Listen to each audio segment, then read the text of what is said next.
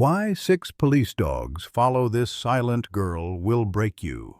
When a video of a little girl walking 6 German shepherds went viral, people called it miraculous. But what they didn't see was what came before. They didn't see the bedroom door that stayed shut for weeks. They didn't hear the silence thick enough to choke a prayer. And they didn't know that these weren't just any dogs. These were heroes once trained for missions most humans wouldn't survive. Now, they were waiting, not for commands, but for her. This story isn't about a viral clip. It's about a little girl who found her voice again, not through therapy or headlines, but through fur, patience, and a pact made without words. The rain that night didn't fall. It pounded like fists from the sky trying to break through the earth itself. Wipers thrashed across the windshield of the silver SUV as it barreled down the dark Oregon highway. Inside, 6 German shepherds lay quietly crated in the rear compartment, lulled into obedience by the hum of the road and the steady voice of Daniel Keller, who sat at the wheel with the trained calm of someone used to chaos. Beside him, Miriam scanned her phone, cross-checking the next day's training schedule.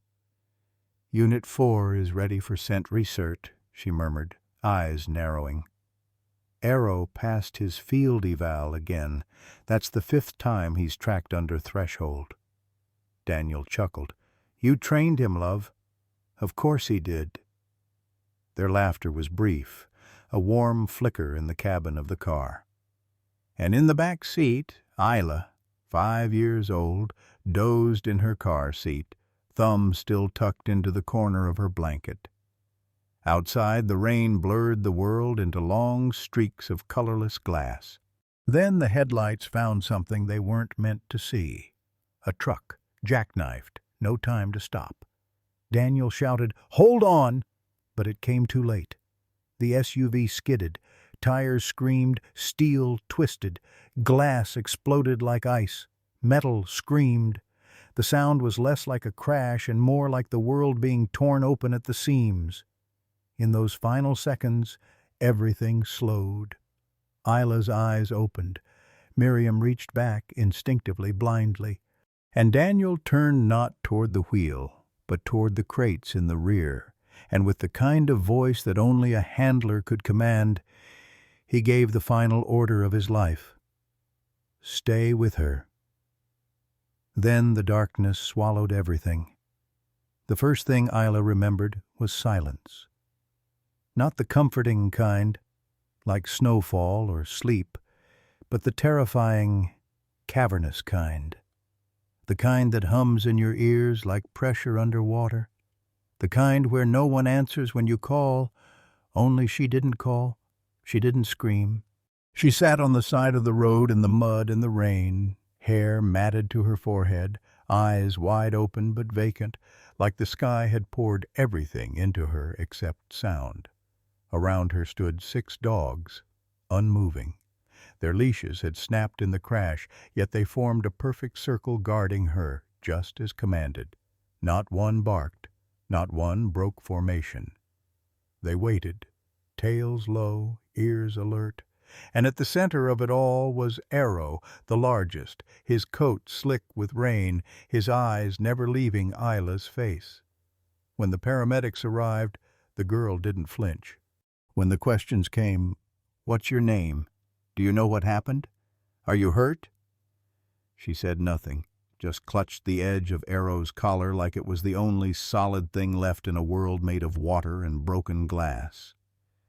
At the hospital, the staff called her the Miracle Girl. She had no visible wounds, no broken bones, just a thin red line across her cheek where the seatbelt had pressed too hard. But her silence worried everyone more than any injury could. Even when they told her gently, so gently that her parents were gone, Isla didn't cry. She simply looked at them with those enormous, haunted eyes and then turned her head away. The dogs were temporarily held in the K-9 facility for observation. But it didn't last. Within hours, Arrow had broken through his cage door, not to escape, but to press his body against the kennel where Isla was sleeping, brought in by a sympathetic nurse. One by one, the others whined, scratched, and pawed until the staff relented. They weren't just loyal, they were anchored. Isla was eventually released into the custody of her maternal grandparents, Louise and Grant Abbott, who hadn't held a toddler in decades. They brought her to their modest home at the edge of Elmridge, a quiet town where the days rolled by like fog. She didn't speak on the ride there. She didn't react when they showed her the bedroom they'd hastily prepared, complete with a faded pink quilt and stuffed animals that seemed too bright, too forced. What could toys mean to a child who had watched the world come undone in a blink? But when the dogs were brought in, finally, after paperwork and signatures, and a skeptical animal control officer, something shifted. The moment Arrow walked into the living room, Isla dropped her blanket and ran to him. She didn't speak. She just buried her face into his wet fur and exhaled for the first time in days. That night, as thunder grumbled faintly beyond the hills, Louise peeked into the bedroom. Isla lay curled in the center of the bed, surrounded by fur. One dog at her feet, one at her head. Arrow stretched along her back like a sentry, his breathing slow and watchful. The others formed a loose ring around the rug. None of them moved when Louise whispered her name. And Isla? She didn't answer. She didn't cry. She didn't sleep. She just stared out the window with those hollow eyes, one hand tangled in Arrow's collar clinging to the last command her father ever gave. Stay with her. And they did. The house smelled like lemon oil and mothballs. It was the kind of place where time moved slower, not because anyone wanted it to, but because the walls had grown tired of rushing. Floral wallpaper curled slightly at the seams. The old clock in the hallway ticked with a soft, uneven rhythm, as though even it was unsure whether to keep going. Isla stood in the doorway, her small figure framed against the gray morning light, clutching the handle of a worn suitcase someone else had packed for her. Her hair was still damp, her eyes still hollow. Beside her stood 6 German shepherds: Arrow, Luna, Rex, Kaya, Finn, and Blaze. A quiet army of muscle and instinct, none of them tethered, yet all perfectly still. They didn't whimper, didn't growl, didn't move without her.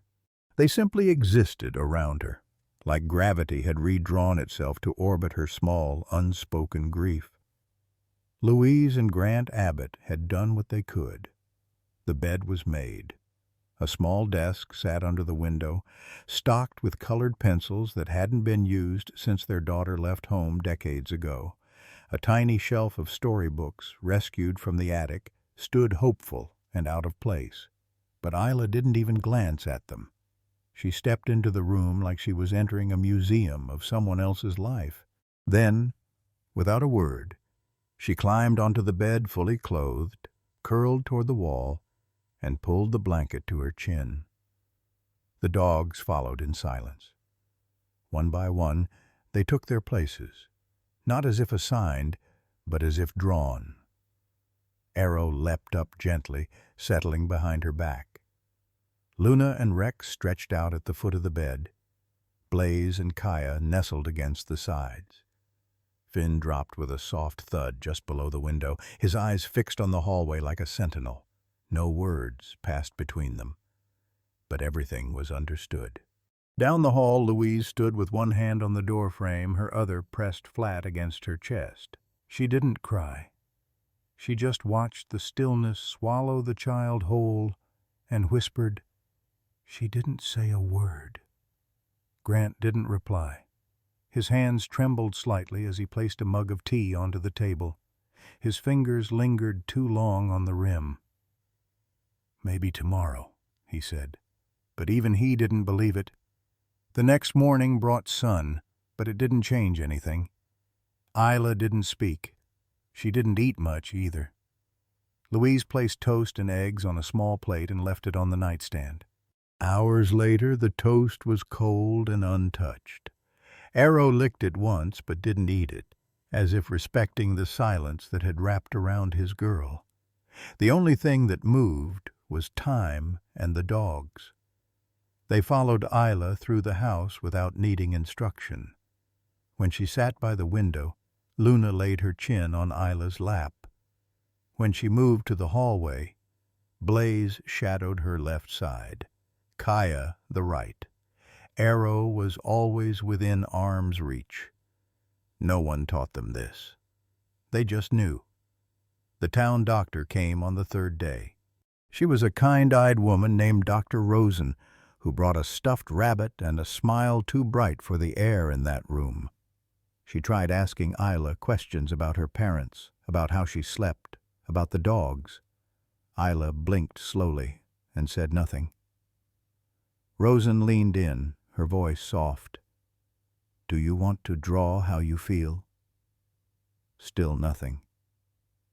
But when Rosen leaned forward to place the rabbit near Isla's hand, Arrow rose from the rug and stepped between them, blocking the movement with his body. Not aggressive, just firm. His eyes locked with Rosen's, a silent warning. Not yet. Isla's hand reached out, slow, fragile, and touched the back of Arrow's neck. Her grandparents caught it. That movement, that choice. She chose the dog, not the doctor. That night, Louise sat on the edge of her bed with a photograph in her hands, Daniel and Miriam on their wedding day. Miriam's bouquet had a single German shepherd pup tucked beneath the ribbon. That was Arrow. He was the first. "He's all she has left of them," Louise whispered.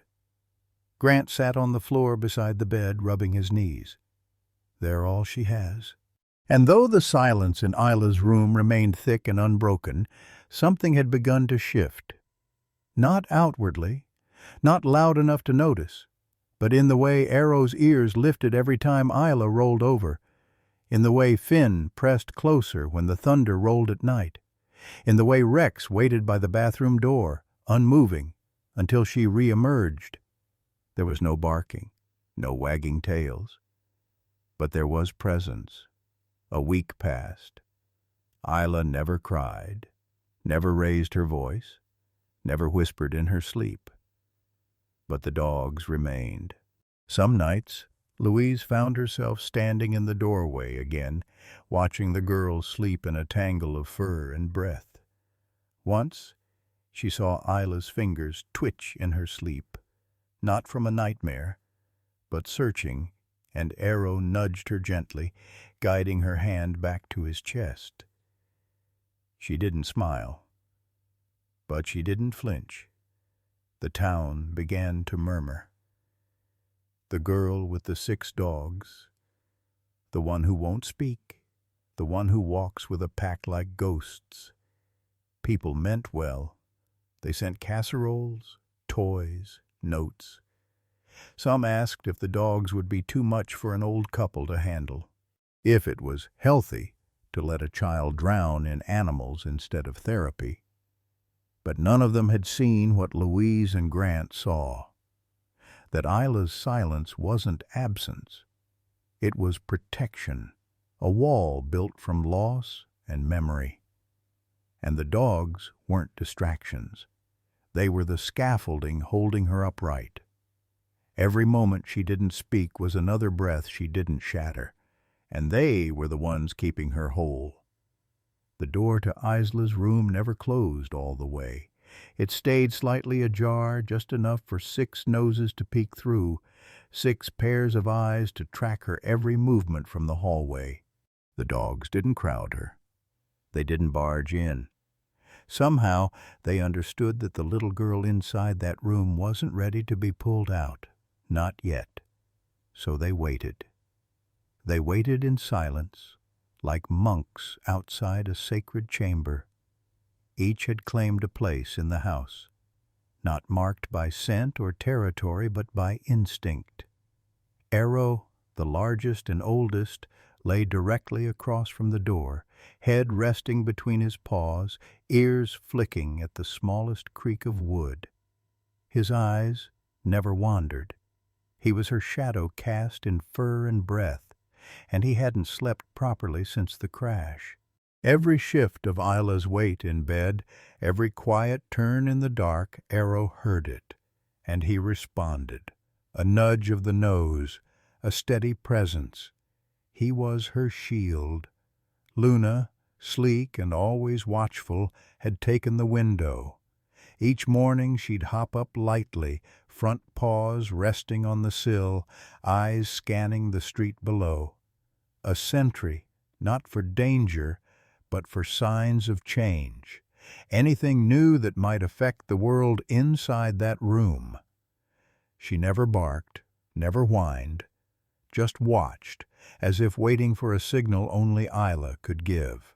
Rex, the youngest but most attuned to sound, stationed himself beside the nightstand. He seemed drawn to Isla's heartbeat, his ears twitching in rhythm. When the nightmares came, and they always did, Rex would rise slowly, climb onto the edge of the bed, and rest his head on her chest. The weight of him grounded her, even in sleep. Kaya, who had once been trained for crowd control, had softened since the funeral. Her usual posture alert and straight-backed now curved low like she was folding into herself. She spent hours pressed against Isla's bedroom wall, just beneath the bookshelf. She didn't move unless Isla didn't eat unless Isla touched her first. A silent pact between two beings who no longer knew what to do with grief. Finn lingered in the hallway, closest to the door leading outside. He was the one who waited not for Isla to speak, but to step, to move, to return to a world beyond walls. Twice a day, he'd nudge his leash off the coat hook and drop it beside the door, not as a command, not as a plea, just an offering, if she ever wanted to go. And then there was Blaze. He was the one who made Louise cry most often. He didn't guard, didn't patrol, didn't wait near food or water. Instead, he stayed beside Isla's drawings, the ones she hadn't touched since the crash. He'd lie down near the crayons, nudge them gently with his nose, then glance toward her door, ears perking, as if to ask, "When you're ready, will you draw again?" From the kitchen, Louise often found herself staring down the hallway for too long. The kettle would whistle, the toast would burn, but her eyes always returned to that still line of fur and muscle and memory stretched like a living fence outside Isla's room. "They never leave her," she whispered one morning, pouring tea with hands that shook. "Even the bathroom arrow waits right outside the door like a soldier on post." Grant nodded. "They're not guarding the house anymore," he said. "They're guarding the silence." One evening, long after the dishes had been washed and stacked, Louise peeked into the girl's room again. The light from the hallway spilled softly across the carpet, illuminating small details, a half-eaten slice of toast, a red sock curled near the bedpost. And in the center of it all, Isla, curled tight on her side, blanket twisted around her legs. She wasn't crying, but her body trembled slightly, like she'd been holding in more than anyone realized. Arrow lifted his head, blinked once, then settled again. Louise stepped back, closing the door until it returned to its usual imperfect position, open just enough. The days blurred after that. Time moved differently in grief. The world outside continued. Children rode bikes, neighbors mowed their lawns, the mail kept arriving. But inside that house, everything revolved around one silent room and 6 devoted lives. Isla didn't return to school. She didn't ask about television. She didn't so much as hum to herself. But the dogs never stopped believing she would. They had no calendar, no measure of too long, only the command echoing in their bones. Stay with her. One afternoon, Louise found a forgotten shoebox in the attic filled with photographs. Daniel holding Arrow's leash at a graduation ceremony. Miriam kneeling beside a tiny Luna, feeding her treats on a training field. A blurry one of baby Isla asleep in the grass, surrounded by all 6 dogs, like a flower blooming in a field of wolves. She left the box outside Isla's door. Didn't say a word. Hours later, when she returned, the box was gone. Inside the room, under the quilt, a single photo lay face up beside Isla's pillow. It was the one with her and the dogs from that summer afternoon. She wasn't smiling in the picture, but she was looking at the camera. Now, in the dark, she looked at it again, and for a brief moment, her fingers brushed across Arrow's photo, then drifted across the real one beside her. He nudged her hand gently, eyes glowing in the dim light. No words were exchanged, but something moved. Not much, just enough. The first light of morning slid across the floorboards like a whisper. It crept through the lace curtains in Isla's room, turned dust into gold, and brushed the tip of Arrow's ear just enough to make it flick. He didn't move otherwise. Neither did Luna, or Rex, or Blaze, or Kaya, or Finn. All 6 were already awake, already waiting. They didn't bark. They didn't scratch at the door. They just sat, like statues, like shadows cast by grief itself. Inside the room, Isla stirred beneath the weight of covers she rarely kicked off. Her hair, tangled from another dreamless night, stuck to her cheek. She blinked once, just once, then turned her head slowly toward the sliver of hallway light that always framed the crack in her door. 6 shapes, still, steady. They were always there. And somehow, that mattered more than breakfast or words or tears.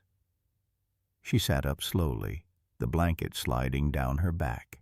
Her hand reached out as it always did, and brushed against Arrow's paw through the space between the door and the frame.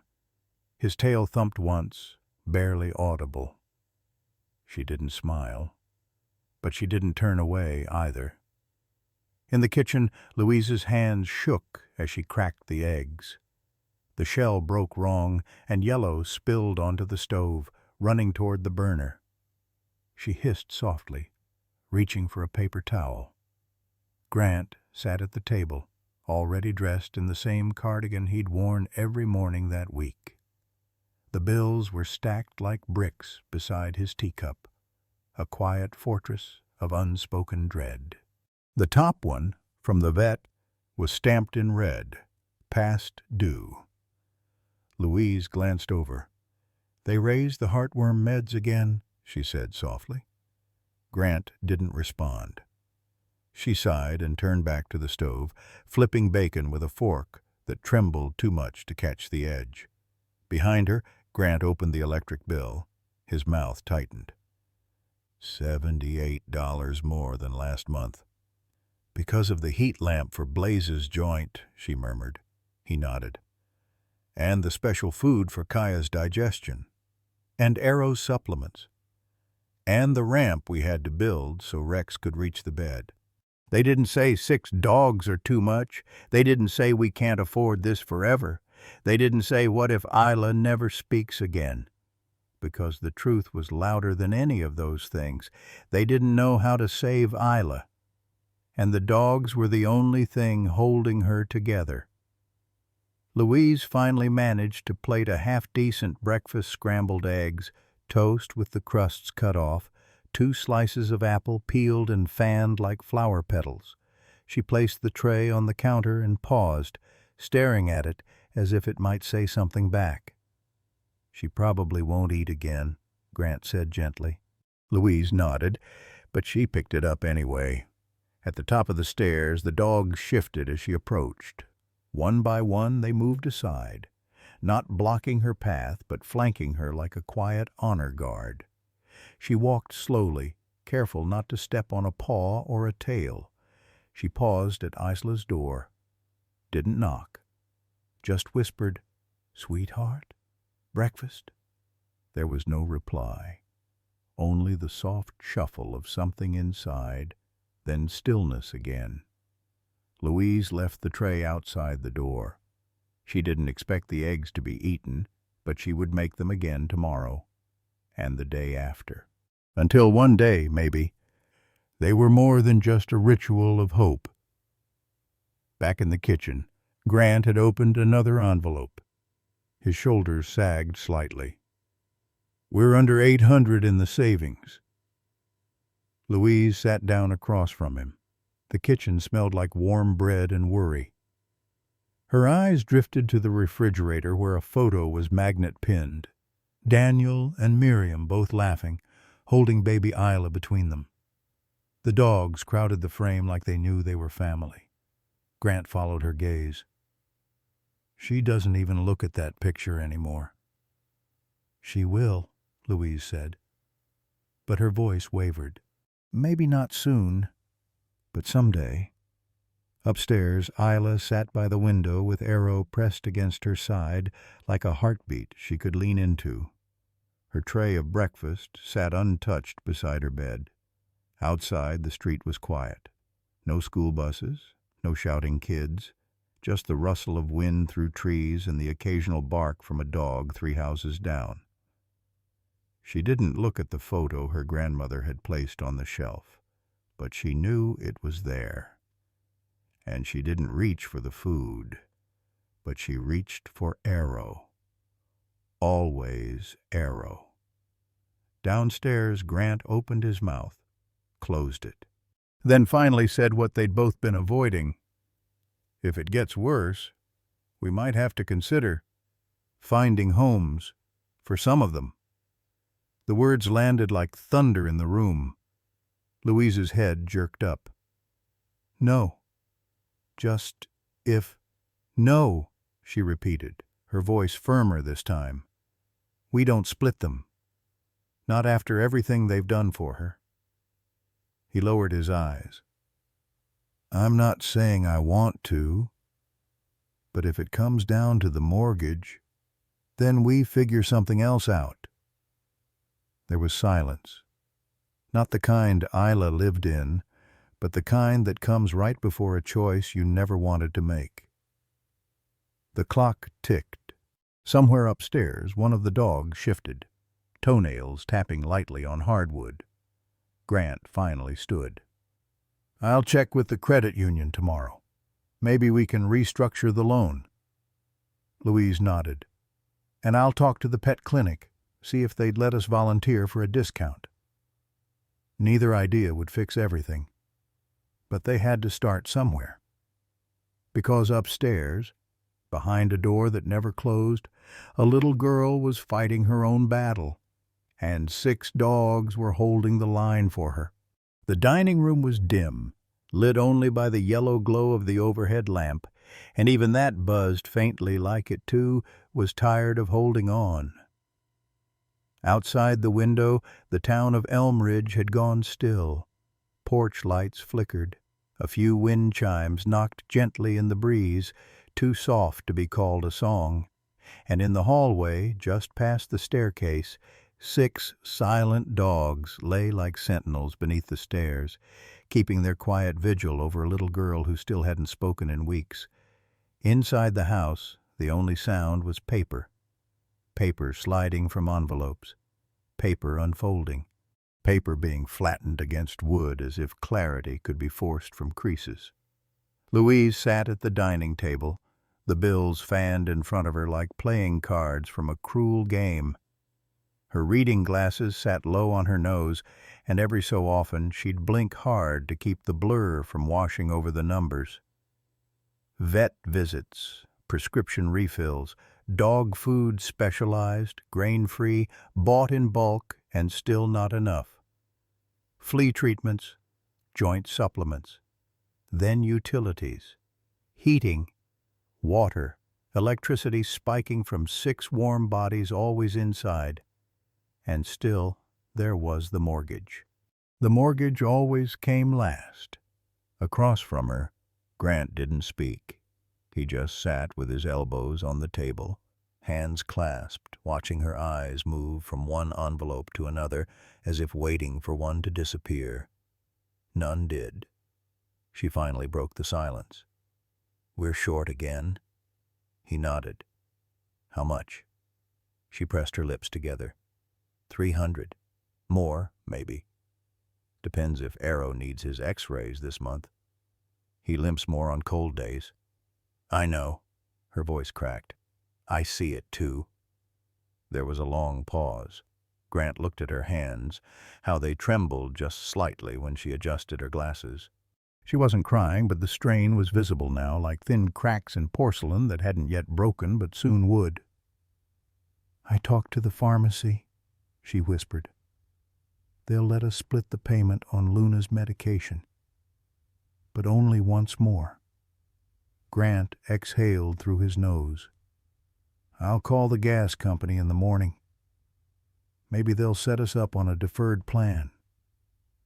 "They already did, 2 months ago." Another silence. Then Grant said the thing he'd been trying not to say for weeks. Maybe we should think about finding homes. For some of them." Louise didn't move, didn't blink. For a moment it wasn't clear if she'd even heard him. Then, very quietly, she asked, "Which one?" He hesitated. "I don't know." "You can't pick one, can you?" He shook his head. "No." She folded her hands together in her lap. Her knuckles were thin and white. "Because they don't come as one. They come as all."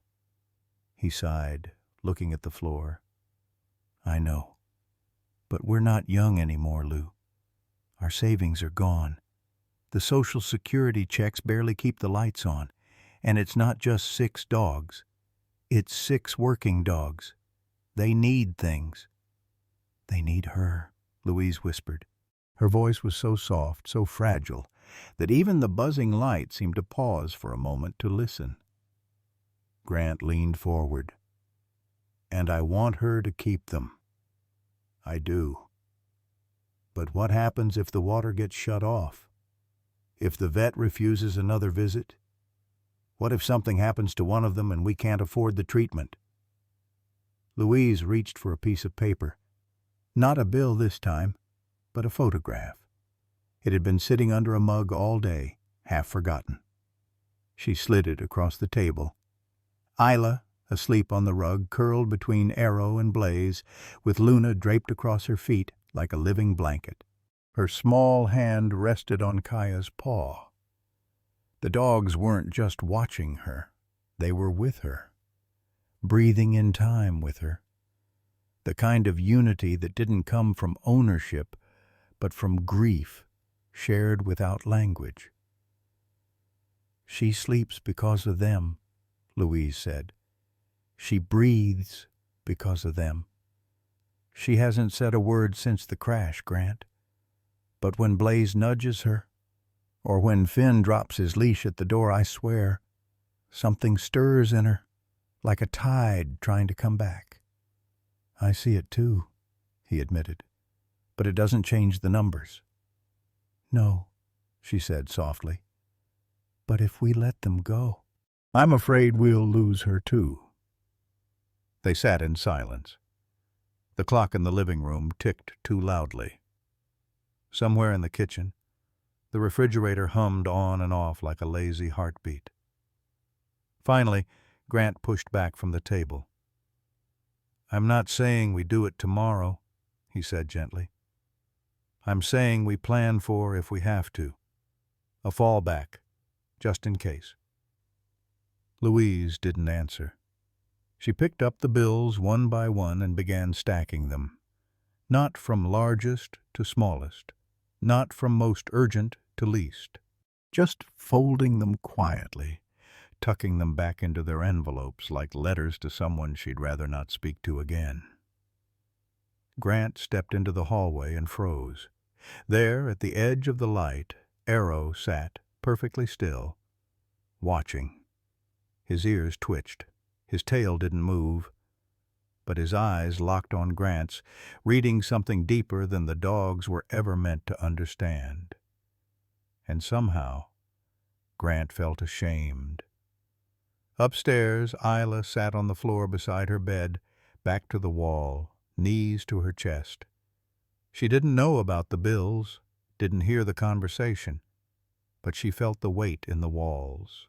She felt it in the way Arrow laid his head a little heavier on her leg tonight, in the way Luna pressed closer than usual, in the way Blaze didn't nudge her crayons, and for the first time in days, she pulled the blanket up over her head, not because she was cold, but because something in the air felt like goodbye. She didn't cry, but her fingers curled into Arrow's fur so tightly that even he flinched. The hallway had never felt longer. Grant stood at one end, holding a folded piece of paper in his hand. Not a bill this time, but a list. Names of rescue organizations. Contacts given discreetly by the vet when asked if there were options. At the other end, the door to Isla's room remained half open, just like always. The space in between felt like a battlefield neither he nor Louise wanted to cross. But they had to. Louise stood beside him, wringing the hem of her sweater between her fingers, her knuckles pale. She looked at him like she had when they buried her daughter, not for answers, but for strength. And again, like that day, he didn't know if he had enough. "She's just a child," she whispered. "She's already lost everything," he said. Louise nodded once, and together they walked the last few steps to the door. Inside, the light was low. The curtains were drawn halfway, and the late afternoon sun painted slanted lines across the floor. Isla sat on the rug, legs crossed, fingers slowly brushing through Arrow's fur. The dog didn't move, just stayed perfectly still, like he knew. The others were nearby, Rex by the foot of the bed, Luna curled at the baseboard, Kaya under the window, Blaze and Finn flanking the door like guardians unsure whether to let anyone in. They stepped aside when they saw Louise, not obediently, not out of respect, but because they understood something serious was about to pass between the girl and the world. Louise knelt down slowly, her knees stiff. Grant stayed standing, his hand on the doorframe. "Isla, sweetheart," Louise said softly. The girl didn't look up. Her hand kept moving through Arrow's fur in a quiet, repetitive motion like she was trying to hold on to something invisible, something slipping. Louise continued, "We need to talk about the dogs." No reaction. "We love them," she said. "You know that, right? And we love you so very much." Still nothing. Grant cleared his throat gently. "We've been trying everything we can, honey. We've cut back. We've called people. We've tried to make it work, but—" Louise flinched at the word. "But—" that tiny word that always meant something was about to break. "But it's hard," Grant finished, voice gentle. "Taking care of 6 big dogs is expensive. And we don't know how long we can keep going like this." At that, Isla's fingers stilled. Arrow lifted his head just slightly, sensing the shift. Louise leaned closer. "No one wants to take them away from you, sweetheart. We might need help. Maybe someone could take care of 1 or 2 of them. A good home, a place they can run, maybe just for a while. The silence that followed was absolute.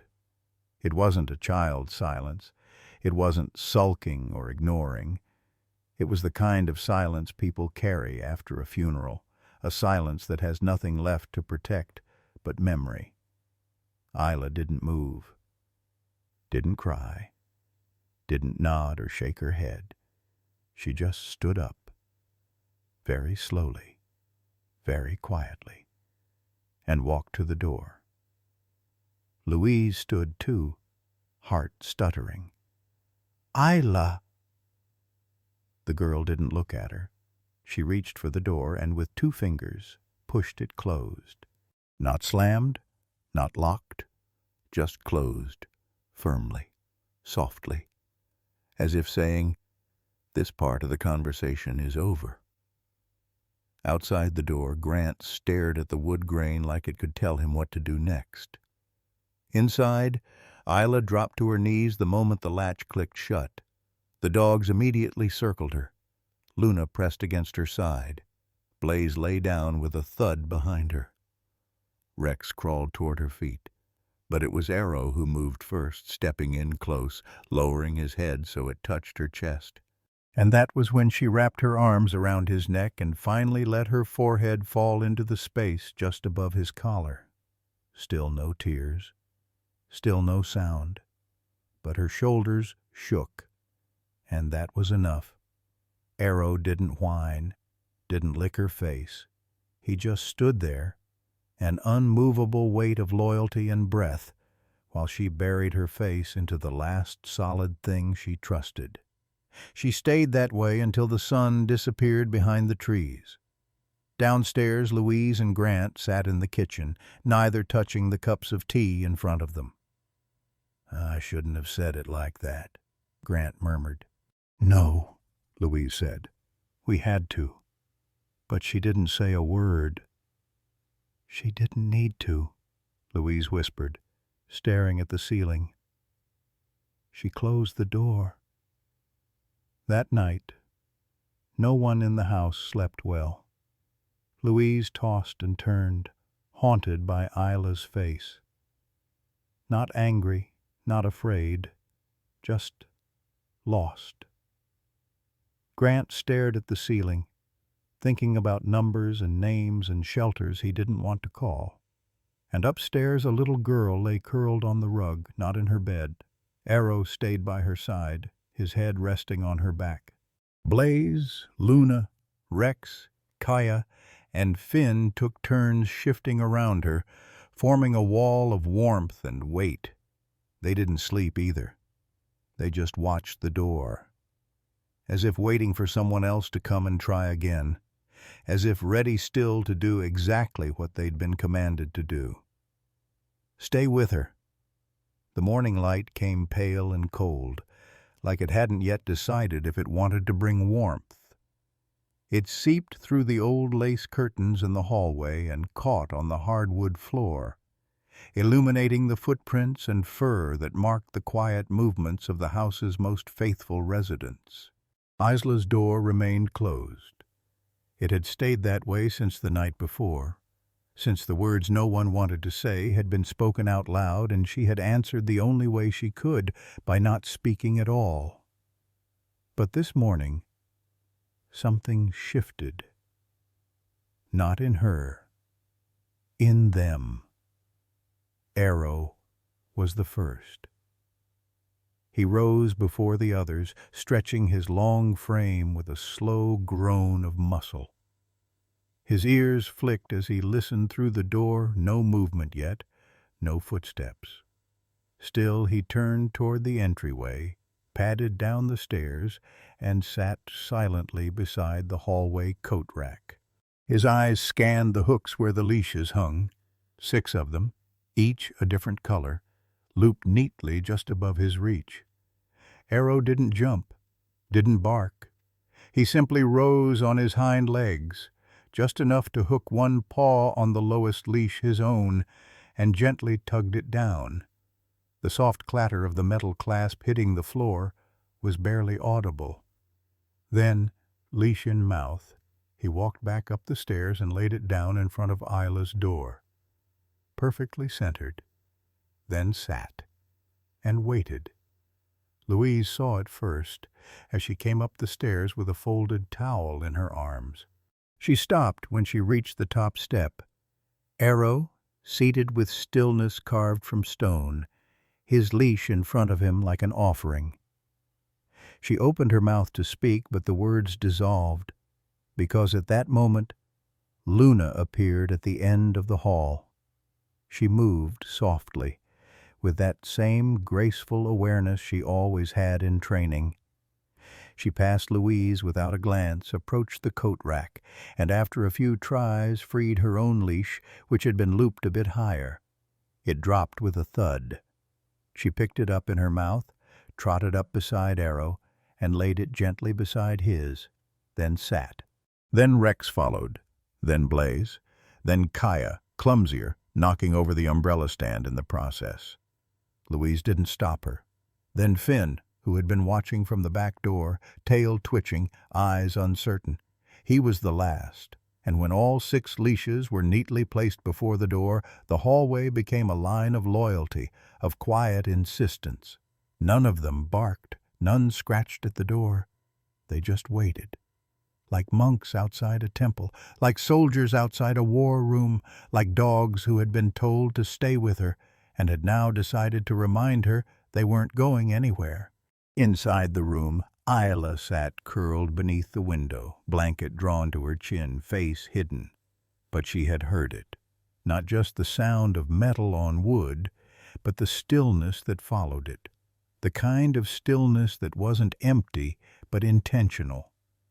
She knew the leashes by their sound, the clinks, the leather, the buckles. Her parents had once told her that dogs could recognize the voice of a leash before a single word was spoken.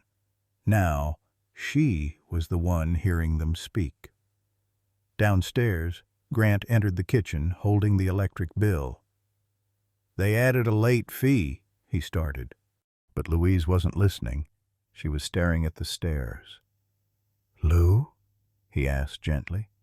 She turned to him, tears in her eyes. But she was smiling.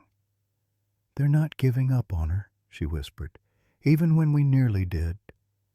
Grant set the bill down, followed her to the hallway, and saw them too. 6 leashes, 6 dogs, 6 reasons to hope again. He didn't speak. He just reached for the coat rack and gently, reverently, unhooked a 7th leash, the tiny one, with Isla's name tag still attached from when she'd used it to walk them with her parents. And without a word, he placed it gently beside the others. For the rest of the day, the leashes remained untouched. Isla didn't open the door. The dogs didn't move. Even when Louise called them to eat. Even when Grant tried to coax them downstairs with the rattle of a treat jar. They stayed.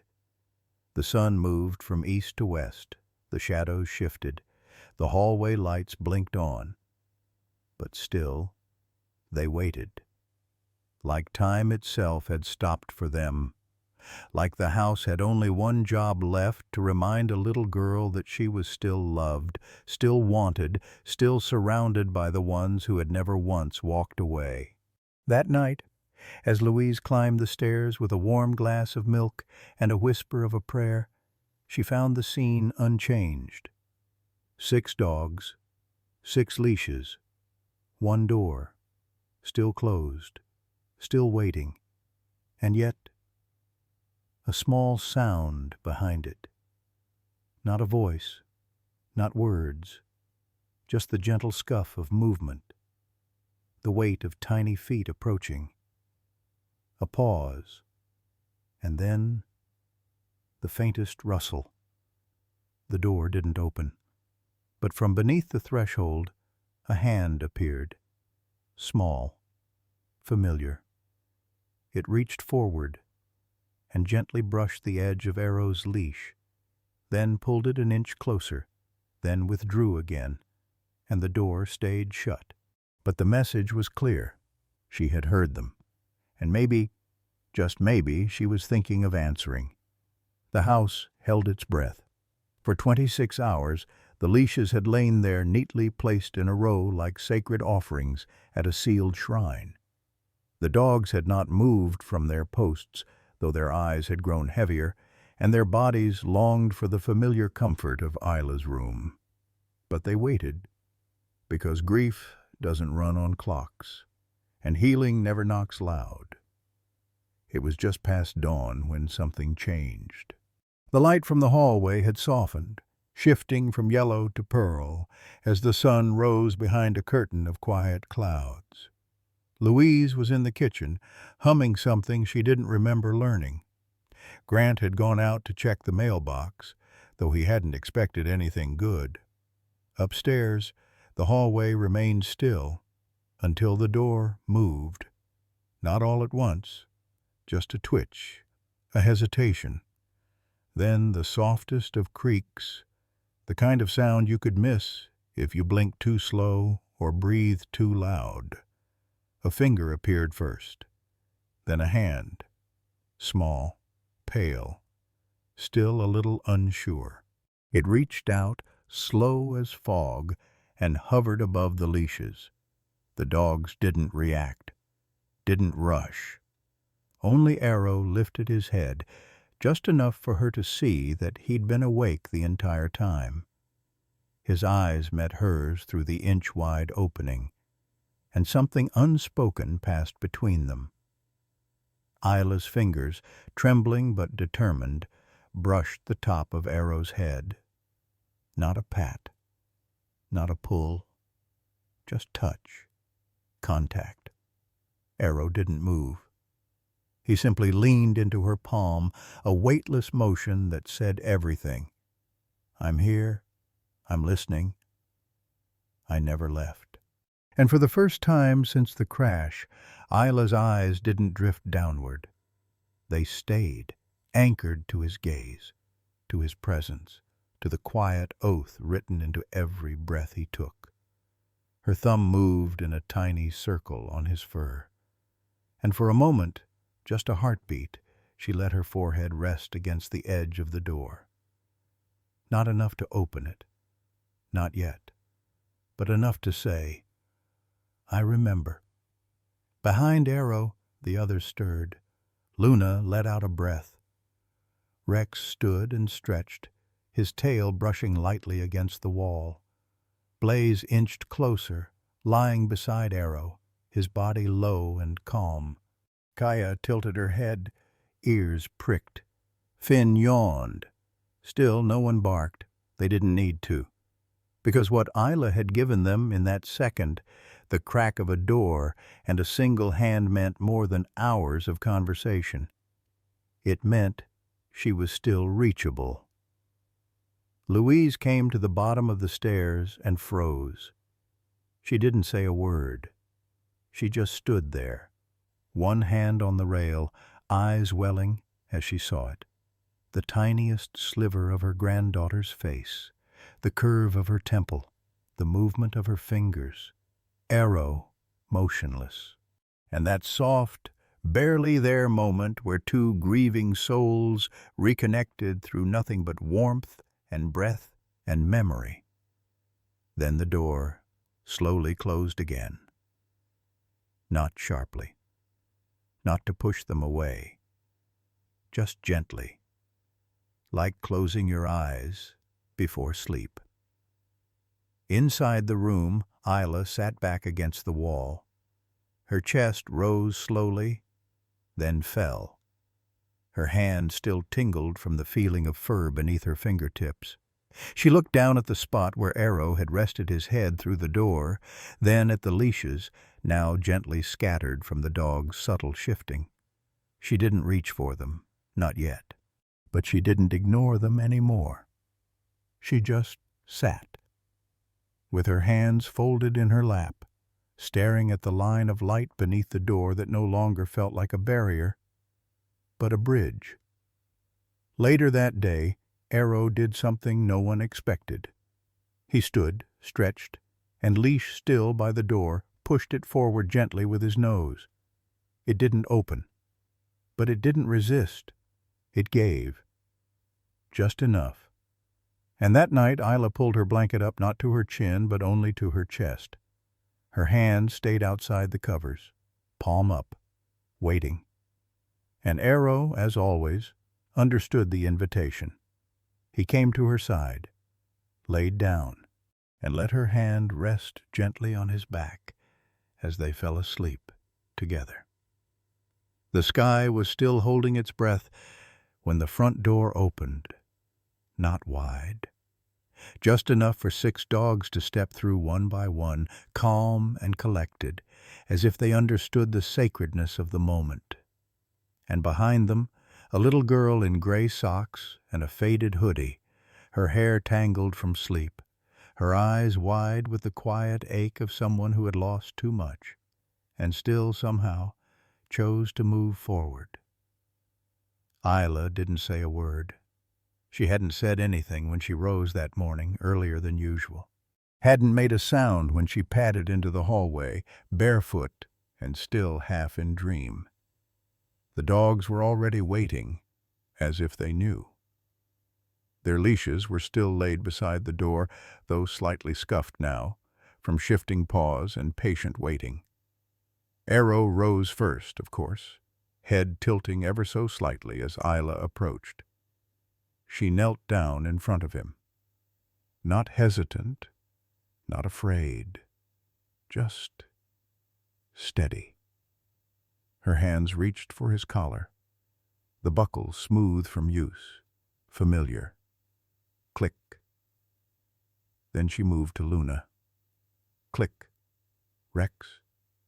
Click. Blaze. Click. Kaya. Finn. Click. Click. No one barked. No tail thrashed. No command was given, but the air changed from grief to purpose, like breath returning to lungs long held in. Downstairs, Louise had just begun to pour coffee when she caught the movement through the window. Her hand froze, the cup overflowing slightly. "Grant!" she called, but her voice caught in her throat. He was already at the window, already still, already watching. Outside, the front yard shimmered with morning dew, the grass sparkling like it had something to say, and across it walked a procession of 7 souls, 6 dogs moving in perfect step, and one child leading them all. Her small hands held the bundle of leashes like a thread to something ancient, something earned. The cords didn't tangle. The dogs didn't pull. They moved like water around her, a ripple of loyalty and memory flowing forward for the first time in weeks. The neighborhood was just beginning to stir. Sprinklers clicked on in distant lawns. A jogger passed at the far end of the block and slowed mid-stride, his phone halfway to his ear. Isla walked past him without glancing up. The dogs flanked her like a living formation, each perfectly placed, heads lifted, tails low, not aggressive, not anxious, just present. Just hers. A mail carrier, halfway through sorting envelopes, stopped completely. "Is that?" But no one answered, because even the breeze seemed to understand. This was not a moment to interrupt. They walked 2 blocks before turning. Not fast. Just steady. Like the world was being remembered with every step. Isla's grip never wavered, though her shoulders still curled slightly inward, as if she was holding something delicate just beneath her ribs. And maybe she was, because each footstep sounded softer than the last, like pain making room for something new. Back at the house, Louise hadn't moved from the window. "She's walking them," she whispered. Grant joined her, his coffee untouched in his hands. She clipped the leashes herself. Louise nodded slowly, eyes wet. And they let her. He exhaled, not relief. Not yet. but something near it. She's coming back. Isla reached the park just as the sun broke fully through the clouds. The field was mostly empty except for a few sparrows picking at breadcrumbs near a bench. She stood there for a long moment at the edge of the grass, looking out. Then slowly, silently, she dropped to her knees. Arrow came to her side instantly. Luna leaned against her shoulder. Blaze lay in front of her, head resting on her boot. And for the first time in weeks, Isla let the leashes fall from her hands, not in surrender, but in trust. Her fingers dug gently into Arrow's fur, her eyes closed, and for a few long seconds the world held still around them. Later, when she returned home, Louise opened the door before Isla could knock. She didn't speak, didn't ask questions, just knelt down and opened her arms. Isla didn't hug her, but she didn't step away either. She stood there, close, and didn't flinch when Louise reached out and brushed a leaf from her hair. That night, after dinner, where she ate 3 bites instead of none, Isla brought the leashes into her room. She placed them in a careful row at the foot of her bed. And then she climbed under the covers, pulled them to her chest, and finally slept. The park didn't expect to witness a miracle that morning. It was just another Tuesday. The grass still damp from dawn, the gravel paths littered with last night's leaves. A breeze tugged at the tops of the trees like a restless child pulling at curtains. Somewhere near the pond, a duck flapped its wings noisily. Somewhere else, a dog barked, sharp, high-pitched, leash-strained. But all of it faded the moment she appeared. A little girl in a pale sweater and scuffed sneakers, barely 5 years old, no taller than the length of a shepherd's back, and behind her 6 German shepherds, no adult in sight, no voice giving commands, just the quiet choreography of something ancient, a girl and her pack moving as one. People stopped. First, a man in a business suit, mid-sip of coffee. He froze near the park gate, eyebrows slowly lifting. Then a woman on her morning jog slowed to a halt, phone slipping from her armband. Then a mother on the bench, mid-diaper change, looked up and simply whispered, "Oh my God." Because Isla wasn't walking the dogs. She was leading them. With neither words nor whistles, she moved along the path like she belonged to it. Her left hand gripped a knot of leashes, her right resting gently on Arrow's shoulder. Her gaze was steady, fixed ahead, not defiant, not afraid, just sure. And the dogs responded to her like a current to a tide. They didn't stray, didn't pull, didn't sniff, bark, or chase. They moved with her like music, like breath, like memory given form. Phones rose. People began to record, not out of spectacle, but reverence. A small girl with loss carved into her silence, walking 6 powerful dogs who could have broken from her at any moment, but didn't, because they had chosen her long before she chose herself. Whispers followed her down the path. "Is that the Keller girl? She hasn't spoken since." "Those are the dogs her parents trained. I thought they were going to give them up. Look at them. They're like soldiers." "No, not soldiers," someone else said. "Like guardians." A little boy dropped his juice box as they passed. The German shepherds didn't flinch. An elderly man lifted his cane in a half salute. 2 teenagers with skateboards paused mid-laugh, their voices softening as Isla walked by. No one dared step into her path, not because she was unapproachable, but because some things aren't meant to be interrupted. Near the fountain, a golden retriever barked wildly at the sight of the pack. One of its owners jerked the leash back, muttering apologies. But the shepherds didn't react. Not even a twitch. They kept their eyes forward. Because they weren't walking through the park. They were escorting her. Isla turned at the far edge of the path just before the playground. She didn't look behind her, didn't need to. She felt them, always, their paws falling in time with her steps, their ears tuned to the rhythm of her breath, their presence wrapped around her like a memory she could touch. Back at the starting point, Louise sat in the car, engine off, hands clutched tightly around a thermos she hadn't sipped from. She watched from across the field, her mouth parting slightly as Isla came back into view. There were maybe 30 people now lining the path, standing at a respectful distance, and not one of them spoke above a murmur, because something about the scene demanded reverence. It wasn't just the sight of a child leading a small army of dogs.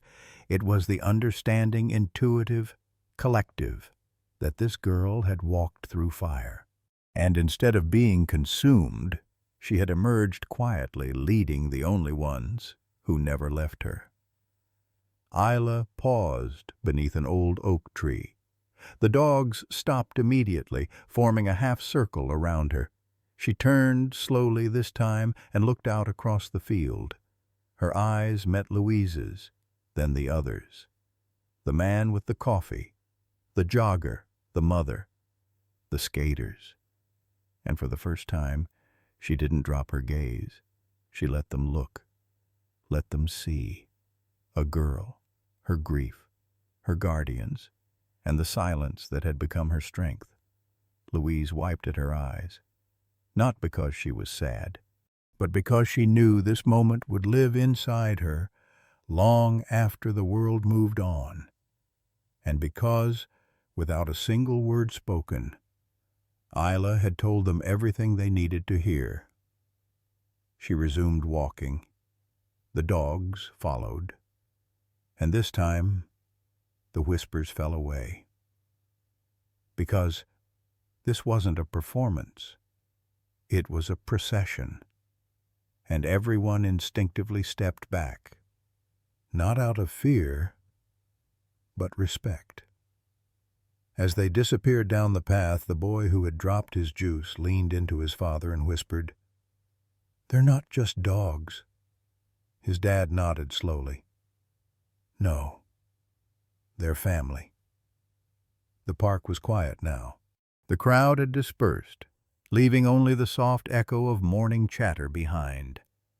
But as Isla reached the far edge of the trail and stepped beneath the familiar grove of cottonwoods, where the sunlight fractured through the leaves like old stained glass, her feet slowed.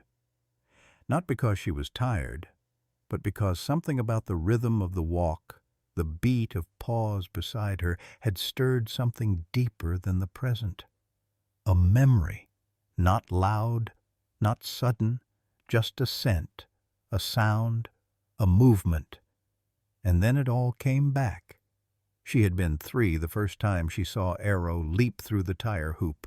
Her father's voice had been calm but firm. "Wait! Hold! Good! Now through!" And Arrow, already full-grown, had soared like he had wings tucked behind his ribs. Isla had squealed, clapping so hard her palms stung, and her mother had laughed and lifted her onto her shoulders. "He does it for you, you know," Miriam had whispered. "He wants you to be proud." Isla's boots now stepped over a crack in the path. Arrow glanced sideways but kept pace. His ear twitched. She reached down without thinking, brushing her fingertips across his shoulder, the exact spot she used to press when pretending to give him commands long before she understood what words meant. Luna's memory came next. Isla remembered the scent of peanut butter on her hands as she held the treat pouch too low, and Luna, still in training, sat perfectly still, not breaking eye contact. Her mother's voice. "She's got patience like no other. She won't take what she hasn't earned." Even now, years later, Luna still waited at doors, until given permission to enter, even if the door was open and the house was her own. That's what Miriam had called discipline of the heart. They passed the swing set. Isla didn't look at it, because that's where Rex had barked for the first time on command, one sharp woof that made a bird scatter from a nearby branch. She had giggled so hard her mouth full of applesauce and shouted, "Loud dog!" And her father, smiling from ear to ear, had knelt beside her and said, "No, sweetheart, he's just brave enough to be heard." Even now, Rex was the first to sense strangers, the first to pause, to listen, to warn. He hadn't barked in weeks, but he was always ready. By the edge of the duck pond, Isla slowed again. She could still see Blaze, that clumsy, overeager puppy who had once tripped over his own paws chasing a frisbee. Her mother had nearly dropped her coffee laughing. "Clumsy doesn't mean incapable," she'd said gently, kneeling beside the embarrassed dog. "Sometimes it just means he loves harder than he can control." Isla had reached down that day, her tiny hand brushing Blaze's head. "You're mine," she'd whispered. And he had never left her side since. Even now he walked half a step behind her, always close, always waiting for a place to belong, the bench near the willow tree. That was Kaya's spot. Her father had spent hours working with her there, teaching crowd navigation. Commands that weren't shouted, but signed. Because Kaya had a gentle heart. Too many voices startled her. But a hand signal, a look, a nod, that she understood. And even now, Kaya responded not to noise, but to quiet presence. Isla had learned to nod because of Kaya, to guide with a glance, to lead without needing a sound. And then there was Finn, the baby of the pack, the one who'd flunked his first field test because he chased a butterfly instead of retrieving the glove. Her father hadn't gotten mad. He'd just said, "Let him chase joy once in a while." That night, they let Isla run with Finn down the back hill, both laughing, one barking, one shouting nonsense, until they collapsed in the grass. Now, as they circled the final bend of the park trail, Finn darted ahead for just a moment, just enough to make her smile, barely in the corner of her mouth, then looped back to rejoin the formation, still joyful but disciplined, like he had learned what mattered most. As they approached the entrance gate again, Isla's grip on the leashes tightened. She remembered the whistle her father used, 3 quick bursts, the way the dogs had snapped into perfect formation. He'd taught them everything. Her mother had shaped them, and Isla had loved them before she even knew what training was, before she knew what goodbye meant, before silence became her language. Now, they walked with her, not because she commanded it, but because they remembered her too. They remembered the laughter, the claps, the sticky hands and sunlit afternoons. They remembered the girl who knew their names before she knew her own address. And when her world shattered, they didn't leave, because they had been trained to stay. But more than that, they had chosen to. As the park faded behind them and the street reappeared in front, Isla closed her eyes for just a second. She heard her parents' voices, not loud, not ghostly, just woven into the rhythm of paws on pavement. "One step at a time, baby. That's all it takes." She opened her eyes again, took one more step, and the dogs, in perfect unity, followed. The leash didn't pull. It whispered, a gentle tension against her palm, like someone reaching out, not to lead, but to walk beside her. Isla's fingers tightened reflexively around the bundle of leather straps, soft from use and marked by the invisible weight of years. Each leash carried a different story, each clasp a different memory. And as she walked, she didn't feel like she was dragging 6 dogs behind her. She felt like they were holding her upright. They turned the corner onto Maple Ridge Lane, where the sidewalks were cracked and uneven, dandelions poking defiantly through the seams. A gust of wind stirred the edges of her hoodie. One leash tugged softly to the left lunas. Isla adjusted, pivoting instinctively. Another slight nudge behind her Rex slowing, Blaze drifting closer on the right. Their formation wasn't perfect, but it didn't need to be, because it wasn't about control anymore. It was about rhythm, balance. The way her body leaned just enough to absorb each subtle shift. The way her hand moved without thinking, responding to each tiny tension like she was conducting a quiet orchestra of loyalty and breath. There had been a time not long ago when Isla couldn't bear the thought of moving forward, not even to the porch, not even to the kitchen. The world had been too loud, too unpredictable, too broken. But today, with the weight of 6 leashes in her hand, she felt the world through the dogs first, their posture, their patience, their almost telepathic awareness of what she needed before she even knew herself. They didn't rush her. They didn't demand. They simply walked with her. And in that walking, something small began to reweave. Outside one of the houses, a sprinkler spun in slow, uneven arcs, sending mist across the pavement. Finn, always the curious one, perked up. His leash tugged gently to the right. Isla let him, not fully, just a few feet, enough to sniff, enough to explore.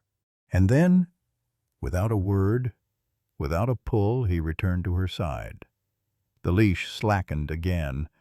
A conversation, unspoken. "You can look. I'm still here." Up ahead, a man with a grocery bag paused to let them pass. He didn't speak. He just nodded, eyes lingering on the way Isla moved. Calm, composed, surrounded by 6 creatures who obeyed without command. She didn't return his gaze, but she felt it, that silent kind of respect. And for the first time in a long while, she didn't shrink under it. Her hand shifted again on the leashes. Arrow's was wrapped twice around her fingers, the way her father used to do it. "For grip," he'd said, "but also for trust. It means you're not planning to let go." The memory stung, but it didn't undo her. Instead, it settled into her chest like a warmth, the kind that came not from forgetting the pain, but from finding something steady enough to carry it. They passed a yard where children played, laughter echoing off the sidewalks. Isla paused. Her grip on the leashes tightened, but not in fear, just awareness. She stood still. The dogs followed suit, freezing mid-step. One of the kids looked up and pointed. "Whoa, look at all those dogs!" Another laughed. "That's like a dog army." A woman's voice, kind but firm. "Don't run up. Give her space." The children quieted, but kept watching. And Isla stood there for a long moment, 6 dogs motionless around her, and let them look. She didn't wave, didn't run, didn't turn away. She simply breathed, and when she was ready, took another step. With each block, she felt the leashes differently, not as a burden, but as a braid. Each strand pulling gently, reminding her, "We're still here." 1 foot, then another. They weren't ropes, they were tethers, to memory, to movement, to the world she had stopped believing in. At the edge of the park, she stopped again, beneath the same tree where her father once showed her how to teach Arrow the stay command. She looked down. The grass still bore a faint curve from where they used to sit, her parents on either side, her in the middle, giggling at every tail wag. And now She stood alone. Except she wasn't, because when she looked around, 6 dogs looked back at her, and not one of them seemed ready to move until she did. Isla inhaled. The air smelled like rain on pavement, earthy, cool, familiar. She exhaled, long and slow, then lifted the bundle of leashes slightly, not to tighten but to acknowledge, and began walking home. Through that simple act, step by step, block by block, something began to return. Not her voice, not yet, but something deeper, her center, her sense of direction, the knowledge that if her world had shattered, these 6 were the pieces that had stayed unbroken. And now they weren't pulling her forward. They were walking her back to herself. Dawn broke slow and silver over Elmridge Lake. The mist hovered low across the surface, swirling just above the water like it didn't want to leave. Tall reeds bowed slightly in the breeze. Ducks drifted in lazy figure-8s, their wake the only ripple across the mirror-flat lake. It was the kind of morning meant for silence. And Isla walked straight into it, surrounded by 6 shadows. Her boots crunched softly along the gravel path that edged the shoreline, leashes loose in her hand. The dogs moved beside her, each one tuned not to the environment, but to her. As always, Arrow on her left, Luna and Rex just ahead, Kea and Finn flanking either side, and Blaze in the rear, his steps heavier than the rest. She hadn't said a word, but none were needed. The day was still too new for noise. They reached the bend where the trail dipped closer to the lake, the trees opening slightly into a clearing. This was Isla's favorite spot, the place her mother used to call the pause, where the path gave breath before continuing on. She stopped. So did the dogs. Isla turned slightly toward the water. The lake shimmered in the new light, glassy and gentle. Somewhere nearby, a crow called once, then went quiet. And then a splash. Soft, subtle, almost nothing. But Arrow heard it first. His ears shot forward, his body tensed. A second later, Luna's tail dropped. Rex lifted a paw. Isla hadn't seen anything yet, but they had. A fraction of a heartbeat later, she followed their gaze. At the far edge of the lake near the reeds, half shrouded in mist, a small shape flailed. A child. No older than 4, his arms barely breaking the surface, his head going under, bobbing once, then twice. The water swallowed him quiet. No parents, no voices, no one watching. Just Isla and her 6. For a moment she froze.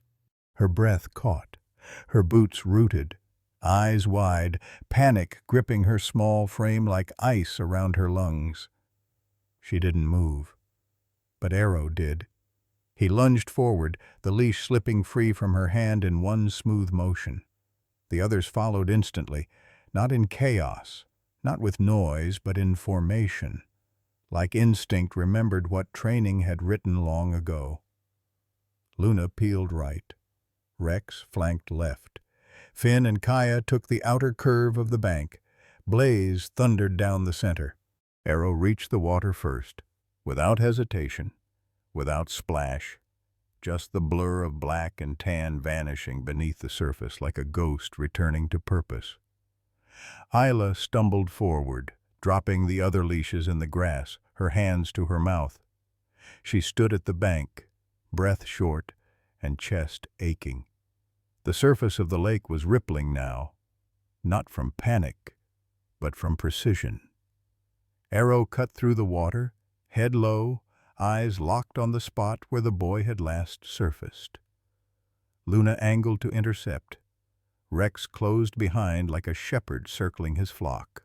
The child bobbed up again, gasping, flailing, and Arrow was already there, teeth closing gently on the collar of the boy's jacket. Not pulling, not clamping, just anchoring, holding. Luna flanked him, offering buoyancy. Rex nudged from behind. Together, they turned him slowly, guiding him toward shore. On land, Kaya barked sharply, once, twice, 3 times, drawing attention from the nearest path. It was a sound Isla hadn't heard in weeks. Blaze ran to the edge of the trees, head high, voice low projecting, not panic, summoning. People began to turn. A jogger, a man with a stroller. A pair of teenagers. Phones rose, feet hurried. But Isla didn't move. She just stood there, watching, waiting. Her hands clenched in fists, the imprint of leashes still fresh in her palms. Arrow emerged from the water first, dragging the boy gently by his collar until Luna slipped in beneath, supporting his legs. Rex held the rear, pushing with his shoulder like a current. The boy coughed, cried, alive, shivering, wet but alive. The dogs let him go the moment human hands reached down to pull him from the shore. Gasps filled the air. People clustered. A woman screamed. Someone called 911. Isla stayed still. The crowd didn't notice her. Not at first.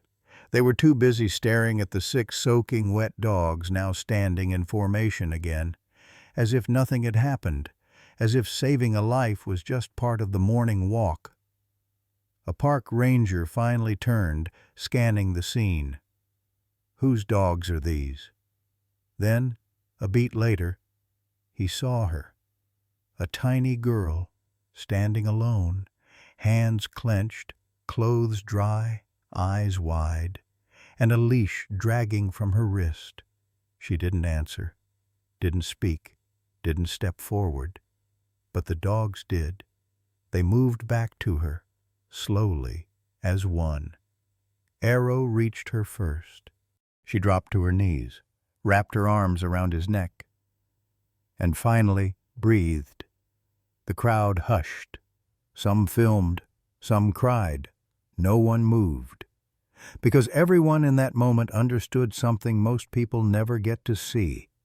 That dogs don't just remember commands. They remember love. And when that love breaks, they hold the pieces until their human is strong enough to carry them again. Time did not slow. It sharpened. Every sound became crystal. Every movement deliberate.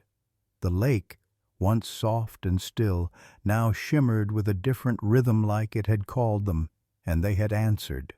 6 German shepherds moved across the scene like a single body split into 6 perfect parts.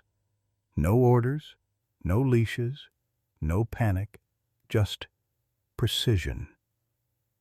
Arrow led the charge. His body cut through the water like he'd never forgotten this was what he was born for. Not for show, not for trial, but for purpose. His eyes stayed locked on the small, flailing figure in the water. His breathing regulated to every stroke, every push of muscle beneath the surface. This wasn't a guess. This was memory, drill, instinct. Isla's father's voice echoed in some faraway corner of him. Eyes first, then breath, then save. And Arrow remembered. Luna came from the right, moving with the grace of something made of current instead of bone. She didn't splash, didn't thrash. She just slid through the water like it already belonged to her. Her task was stabilization. That was what she had always been best at, creating balance in chaos. Luna flanked the boy as Arrow reached him, circling around, then holding pace just off his side. She didn't touch him yet. She waited. For signal, for timing, for trust. Rex hit the water behind them, slower but stronger, his bulk carrying him through the lake with momentum that pushed against the shoreline. His role was always rear support, buffer, barrier. If Arrow failed to hold, Rex would catch. If the child slipped, Rex would be there to guide the current back. He never took lead, But he never let anything fall behind. On land, the rest moved like clockwork. Kaya, with her keen ears and crowd training, positioned herself between the water and the gathering strangers. She barked, sharp and controlled, twice, then 3 short bursts. A signal. Emergency! Send help! Blaze, heavier and louder, stormed the path. His voice boomed once, twice, then paused. Not frantic, calculated, drawing every eye toward the lake.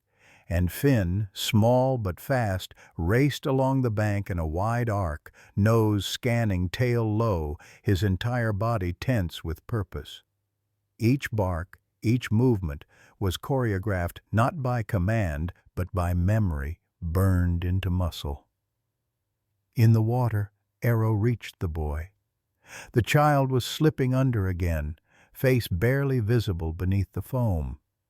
Arrow surged, opened his mouth just wide enough, and clamped gently, precisely on the fabric of the boy's collar. Not pulling, not jerking, just enough to hold, to anchor. Luna came in, her side brushing against the boy's arm, nudging him upright. He sputtered, coughed, eyes wild. And Arrow held steady. Luna adjusted. Rex arrived, formed a triangle, and together they turned slowly toward the shore. People had gathered now. A man shouted, "Is someone calling 911?" A woman dropped her coffee, voice trembling. "Those dogs, what are they doing?" Another whispered, "They're trained. That's a rescue team." But no one moved toward the water, because what they were watching didn't look like dogs saving a boy. It looked like a living system unfolding, like teamwork written into DNA, like trust, built and tested and reborn, moving in sync beneath the morning sun. Arrow's paws touched the lake bed first. He slowed, let the boy's weight shift against Luna, who now flanked fully, nudging the child from under the armpit. Rex pressed gently from behind, guiding, steadying. Not once did they let the boy dip again. Not once did they break formation. And as the 3 of them emerged from the lake, the boy's face turned upward, crying now, gasping for air, but breathing. He was breathing.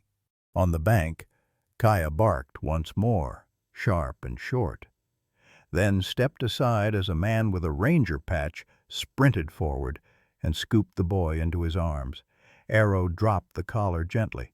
Sat. Luna backed up 2 steps, tail low. Rex turned to look for Isla, and there she was, still frozen, still breathless. Standing at the edge of the water with her arms locked across her chest, tears brimming but not falling. The ranger said something, maybe a thank you, maybe a prayer, but Isla didn't hear it. Her eyes were locked on 6 dripping wet dogs, standing now in a loose semicircle, not looking for praise, not demanding reward, just watching her, waiting. And in their stillness was something louder than barking. "We did it! We remembered! We're still yours!" The boy sobbed into the ranger's shoulder. Sirens wailed faintly in the distance. The crowd stood in stunned silence, and Isla walked slowly toward the pack. Arrow met her first.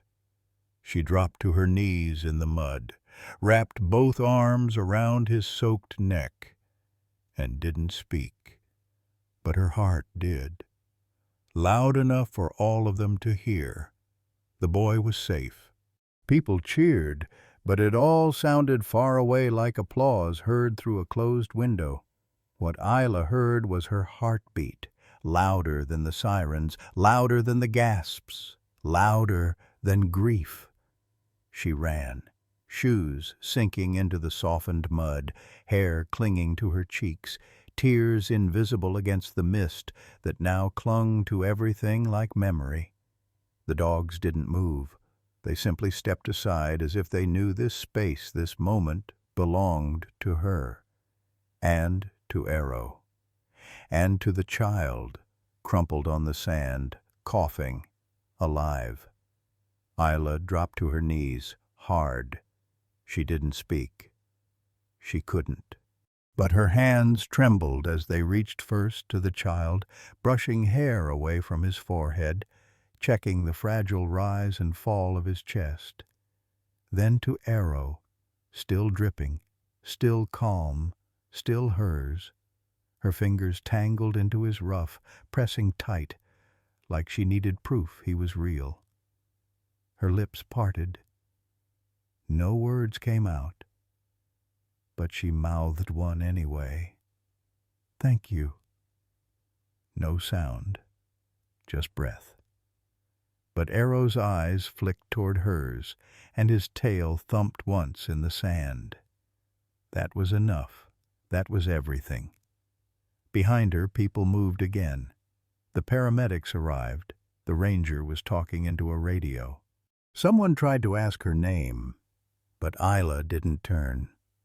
She stayed by the child, knees soaked, hands shaking, body vibrating with the adrenaline of a life not lost. Blaze stood just behind her, shoulders squared. Finn lay down, ears back, watching every motion from the medics. Luna paced, restless, as if still caught in the rhythm of rescue. Rex nudged a medic's kit with his nose, then stepped back. Kaya sat near the boy's feet, her eyes scanning the growing crowd with protective calm. And Arrow? He didn't move from Isla's side. Grant and Louise were there now, panting, wide-eyed, disbelief frozen into the lines of their faces. They didn't scold her, didn't rush in. They stopped short watching their granddaughter as if for the first time, because something was changing, not loudly, not suddenly, but clearly. The silence around Isla was no longer a wall. It was a bridge. The fear that had kept her locked behind closed doors and shadowed corridors had cracked wide enough to let in water, dogs, and a breathless boy. The child whimpered as the medics lifted him. Isla's hand instinctively reached out, rested on his arm for half a second, then dropped. No words exchanged, no questions. But something passed between them. A thread. Thin, fragile, unspoken. The kind of bond only those who've danced too close to loss can recognize. As the paramedics carried the boy away, the dogs began to shift. Not toward the crowd, but back to Isla. They circled her gently, forming a loose half-moon around her frame, and she sat there, not alone, not anymore. She didn't speak, didn't need to. The way her fingers curled into Arrow's fur, the way her chest rose without stutter, the way her eyes blinked slower, steadier. It all said what words never could. I'm still here. I'm not gone. I'm coming back. The shoreline hushed as people watched the girl in the center of the pack. No spotlight, no headline, just a child, 6 dogs, and the quiet understanding that something sacred had happened. The ranger approached softly. "You okay, sweetheart?" Isla didn't answer, but she stood. Arrow rose with her. She looked once toward the lake's surface, smooth again, as if it had never stirred, then turned and walked home. 6 tails followed, not as protectors this time, but as witnesses. The lake had gone still again. Children were pulled closer by cautious mothers. The crowd thinned. Whispers faded into the hush of pine trees overhead. But on one park bench, a teenager didn't leave. Her hands were trembling, but not from fear. Her phone was still recording. She hadn't meant to capture a miracle. She'd just followed the movement. 6 dogs charging like trained soldiers. A girl running like her life was threaded to theirs. Now the screen glowed with it, nearly 3 minutes of footage that didn't need a single word. The teen stared at it for a long time, heart pounding. Then she typed a caption. A little girl, 6 dogs, a rescue you'll never forget. German Shepherd heroes. No words needed. She hit post, and the world tilted. It started small, 1 share, then 4. A teacher in New Jersey retweeted it. An EMT in Michigan reposted with the caption, "That formation? That's tactical training, but they're just dogs." A rescue handler in Ireland added, "That lead dog didn't hesitate. That girl didn't flinch." There's a story here. By sunset, it had crossed state lines. By midnight, it was global. The algorithm did what it does best, grabbed the raw, quiet truth and hurled it into every corner of the internet. Headlines began to follow. Silent child leads hero dogs in rescue. Who is the girl with the 6 German shepherds? Video of dog saving boy melts millions of hearts. At the house tucked on the edge of Maple Ridge, Isla didn't know. She sat by the fire with Arrow's head in her lap. The others curled in silent places around her feet, some already asleep. There were no phones nearby.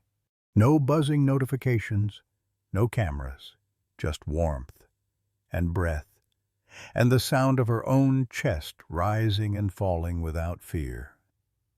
But down the hallway, Grant's phone pinged again and again. He looked at Louise, brows furrowed. "Your sister just texted. Said we're on the news?" Louise blinked. "What do you mean, we?" Then the landline rang, and kept ringing. By the next morning, their porch held 2 reporters, a local news van idled by the curb. A drone hovered too low over the backyard. "Are you Isla's guardians? Is it true she hasn't spoken since the accident? Are the dogs from a canine unit? How did she train them to do that?" Grant closed the door. Inside, Isla stood quietly behind the curtain, watching. Her fingers tightened slightly in Arrow's fur. But the dog didn't bark, didn't move, just stood by her side, waiting like he always had. By the end of the week, the video had reached 40 million views. There were calls from morning shows, offers from training centers, even a children's book publisher asking to adapt The Dog Girl of Maple Ridge. But Isla never said a word, not because she was afraid, because the world was finally listening to the one part of her that still spoke, the dogs. And that was just the beginning. The mail came in crates now, 3 crates by the end of the week, 5 the next. What started as a quiet ripple had become a wave, and it landed, unexpectedly, at the doorstep of a little yellow house at the edge of Maple Ridge. Louise stepped out that morning expecting bills and maybe a flyer from the hardware store. What she found instead were padded envelopes, handwritten letters, boxes sealed in tape and hope, each bearing a return address from towns she'd never even heard of. Colorado, Vermont, Tokyo, Melbourne. One box had simply been labeled, in messy crayon, "For the girl and her dogs." Inside, wrapped in pink tissue, was a stuffed German shepherd wearing a red ribbon and a note that read, "You're braver than any superhero I've ever seen." The emails were harder to ignore. Grant's inbox, mostly used for seed catalogs and weather alerts, had exploded overnight. Subject lines scrolled like a ticker tape of raw emotion. "My son hasn't spoken since his brother died. She gives us hope. Please tell Isla her courage reminded me why I re-enlisted. Is there a fund for the dogs? They deserve the world." From one silent child to another. "Thank you." Louise, seated at the dining table, read through them with a box of tissues nearby. She wasn't a woman prone to crying, but some things cracked the strongest stone. One message came from a mother in rural Georgia. "We buried our daughter last fall. She loved German shepherds. Watching Isla with those dogs. It's the first time I've smiled without guilt. Please tell her. She's healing people she's never met." The doorbell rang. Again. This time a man in uniform stood holding a large folder. "Delivery from Canine Memorial Association," he said with a nod. "That girl, she's a legend in our circles now." Inside the folder was a certificate bearing Isla's name, and 6 medallions engraved with each dog's image: Arrow, Luna, Rex, Kaya, Finn, Blaze. Attached was a note: "For service beyond command, for duty born of love." At first, Isla just watched the packages pile up. She didn't touch them, didn't ask, but the dog sniffed every box. Finn tried to paw open the one that smelled like bacon. Luna dragged a plush toy across the room and dropped it at Isla's feet. Still, Isla stayed silent until she saw the drawing. It was on a piece of printer paper, folded in half. A stick-figure girl drawn in orange. 6 dogs in various colors. Above it, blocky letters written in a shaky child's hand: "You make me not scared anymore." That night, Louise walked into Isla's room to check on her. She found the paper pinned to the wall, right above the dog's bed. For the first time in months, Louise whispered something soft through the doorway. "I think you're changing lives, sweetheart." Isla didn't reply, but Arrow looked up, lifted his head, and gently nudged her hand-like punctuation to a sentence she hadn't spoken yet. What had once been just grief had become something more. Not just a story, a symbol, a silent girl, 6 loyal hearts, and a world ready to believe in both again. It began with a knock, not the kind that demanded, the kind that lingered, gentle, respectful, like someone knocking on memory. Grant looked up from the kitchen sink, water still running over a chipped mug. Louise peeked through the front curtain. A woman stood on the porch, mid-30s, jacket too light for the wind, hair in a purposeful braid. In her hands a notepad worn at the corners and a press badge clipped to a canvas bag slung over one shoulder. Louise opened the door half an inch. "Can I help you?" The woman gave a small nod, voice soft. "My name is Kara Linton. I'm with the Herald. I came to ask about Isla, about the dogs." Grant appeared beside his wife almost instantly. "No interviews," he said flatly, voice like a gate shutting. Kara hesitated. "I understand, and I promise I won't push. But people, they care. This isn't just a viral clip anymore. It's something more. People are writing to our office in tears. Veterans, teachers, parents of nonverbal kids. I just want to listen, not pry." Grant's shoulders tightened, but Louise's hand touched his arm. "Come in," she said quietly, "but gently. We do everything gently now." The living room was lived in. Not in a magazine way, no matching furniture or curated throw pillows, but the kind of lived-in that carried ghosts gently, like folded linens in drawers you never open. 6 dog beds lined the wall, each occupied by a shepherd. Every head lifted the moment Kara stepped in. Only Arrow stood up, not aggressive, just alert. He didn't growl, didn't bark. He placed himself between the hallway and the guest, posture quiet but unmistakable. This far, no farther. Kara stopped mid-step, kneeling slowly, lowering her eyes, not from fear but respect. "I'm not here to hurt her," she whispered. Arrow didn't move, but his tail wagged once. Grant noticed. Louise noticed. They didn't say a word. Kara sat with Louise at the kitchen table. Steam rose from chipped mugs. A tin of sugar cookies sat unopened. The clock ticked in the silence between sentences. Louise told her about the accident, in careful fragments. How the dogs had belonged to Isla's parents. How the girl hadn't spoken since the crash.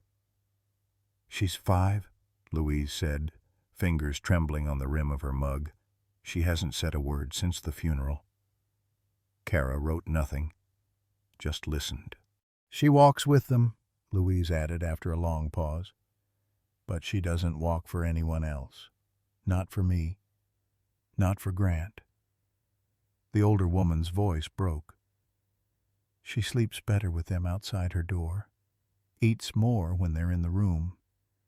And sometimes I think one of those dogs understands her heartbeat better than I ever could." They didn't hear Isla come down the hall, but Arrow did. He turned without sound, stepping aside just enough to let her pass, without making it look like permission. Isla stood barefoot at the edge of the kitchen, wrapped in a blanket like a shield. Her hair was a little wild, her eyes unreadable. Kara stood slowly. Isla didn't speak, just looked at the stranger, then at Arrow. Her small hand reached down, touched the dog's head once, then disappeared into the folds of her blanket again, and just as silently she turned and walked back to her room. Door open, just an inch. Kara blinked fast. "That's more of a statement than most interviews I've done in 20 years." Louise smiled weakly. "That's all you'll get." And she was right. But it was enough. Sometimes a door left slightly ajar was louder than any headline. It began with a box of eggs, left quietly at the gate, just past sunrise, still cold from the fridge, nestled beside a loaf of homemade bread and a hand-scrawled note. "For the girl and the heroes with paws." Louise found it first. She was heading out to refill the bird bath, her worn slippers brushing the gravel when she spotted the cardboard box near the fence post. At first she thought someone had mistaken their house for the neighbor's, but then she saw the note and the small plush dog tucked beneath the bread. She didn't say anything, just picked it up and carried it inside. By noon, there were 3 more deliveries. 2 teenagers came by on bikes, each balancing a paper sack. They didn't knock. Just left the bags by the porch and pedaled away fast, red-faced, but smiling. Inside one, fresh fruit, a pack of crayons, and 6 dog chew toys. Inside the other, cans of soup, peanut butter, and a tiny wool hat child-sized, hand-knitted. Grant stood by the window, arms crossed. "You think this is going to stop?" Louise shook her head, placing a thank-you card on the windowsill. "No, and I hope it doesn't." By day 3, the gate was no longer just a gate. It was a message board, a prayer wall, a line of tribute.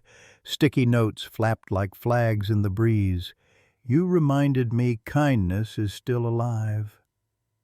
My son hasn't spoken in months. He pointed at your video and smiled.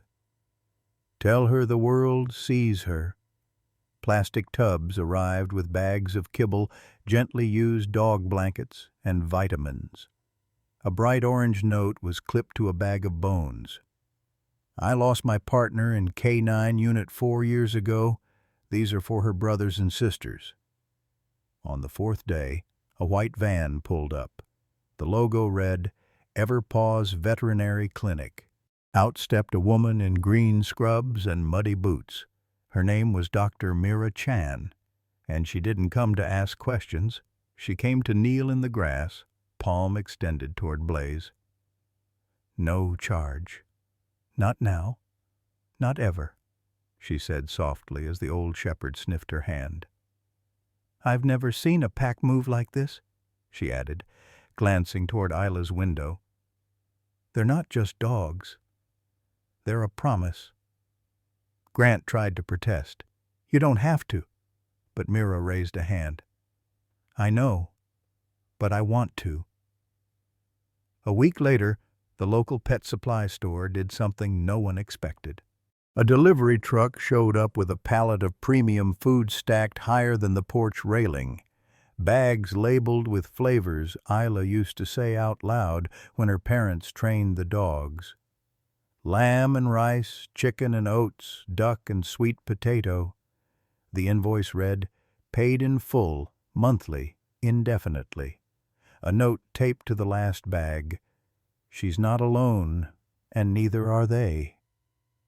That night, Louise cried not from worry, but from the relief that crept in like warmth through a cracked window.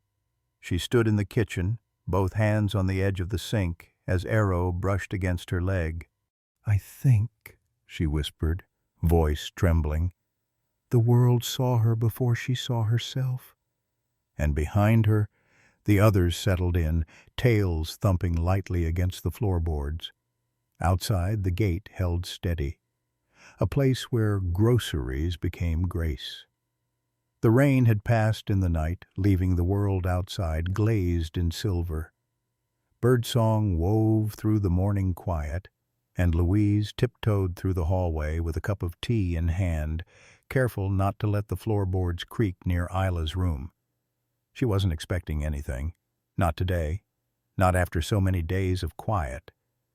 But then she heard the sound of paper, a soft scrape, a whisper of movement, and something in her chest tightened.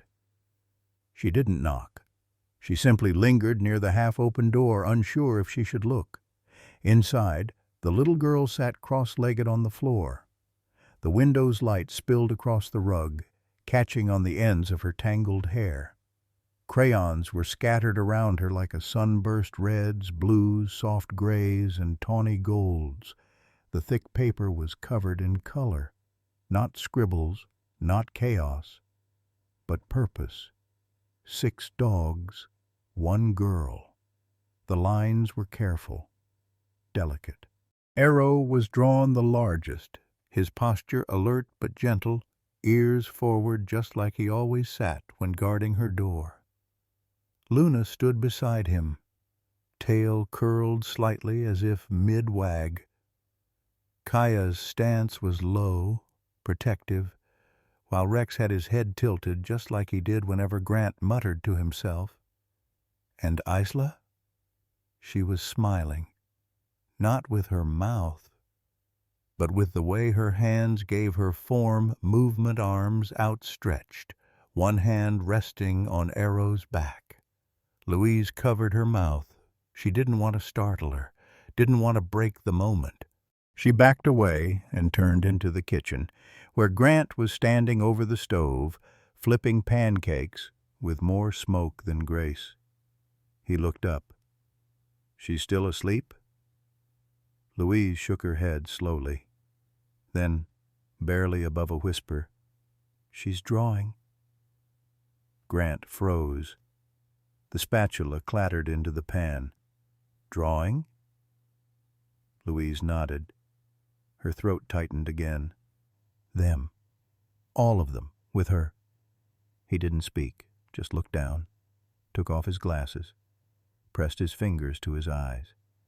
They didn't talk about it right away. Didn't rush to praise or pry.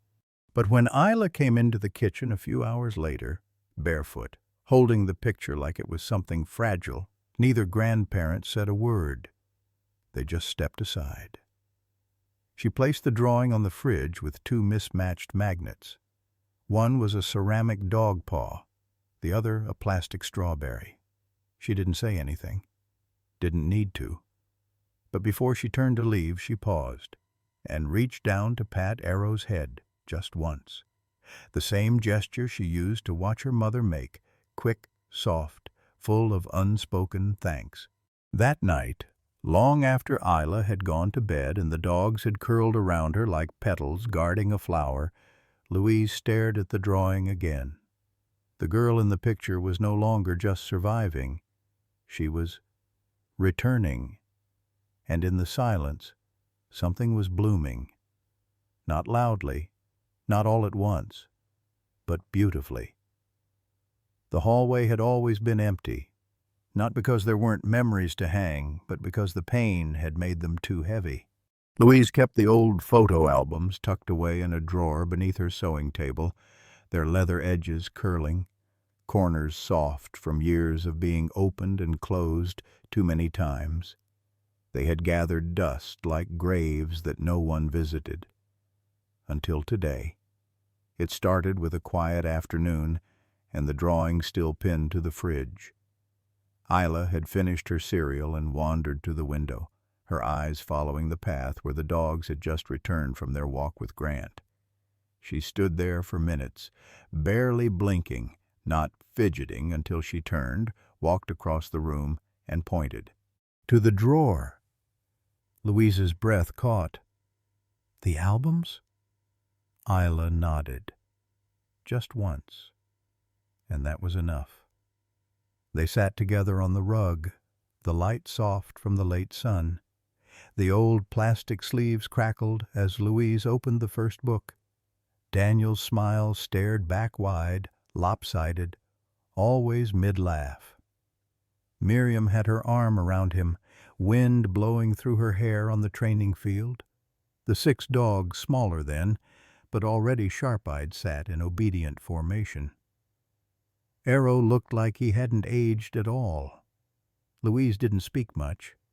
She didn't have to.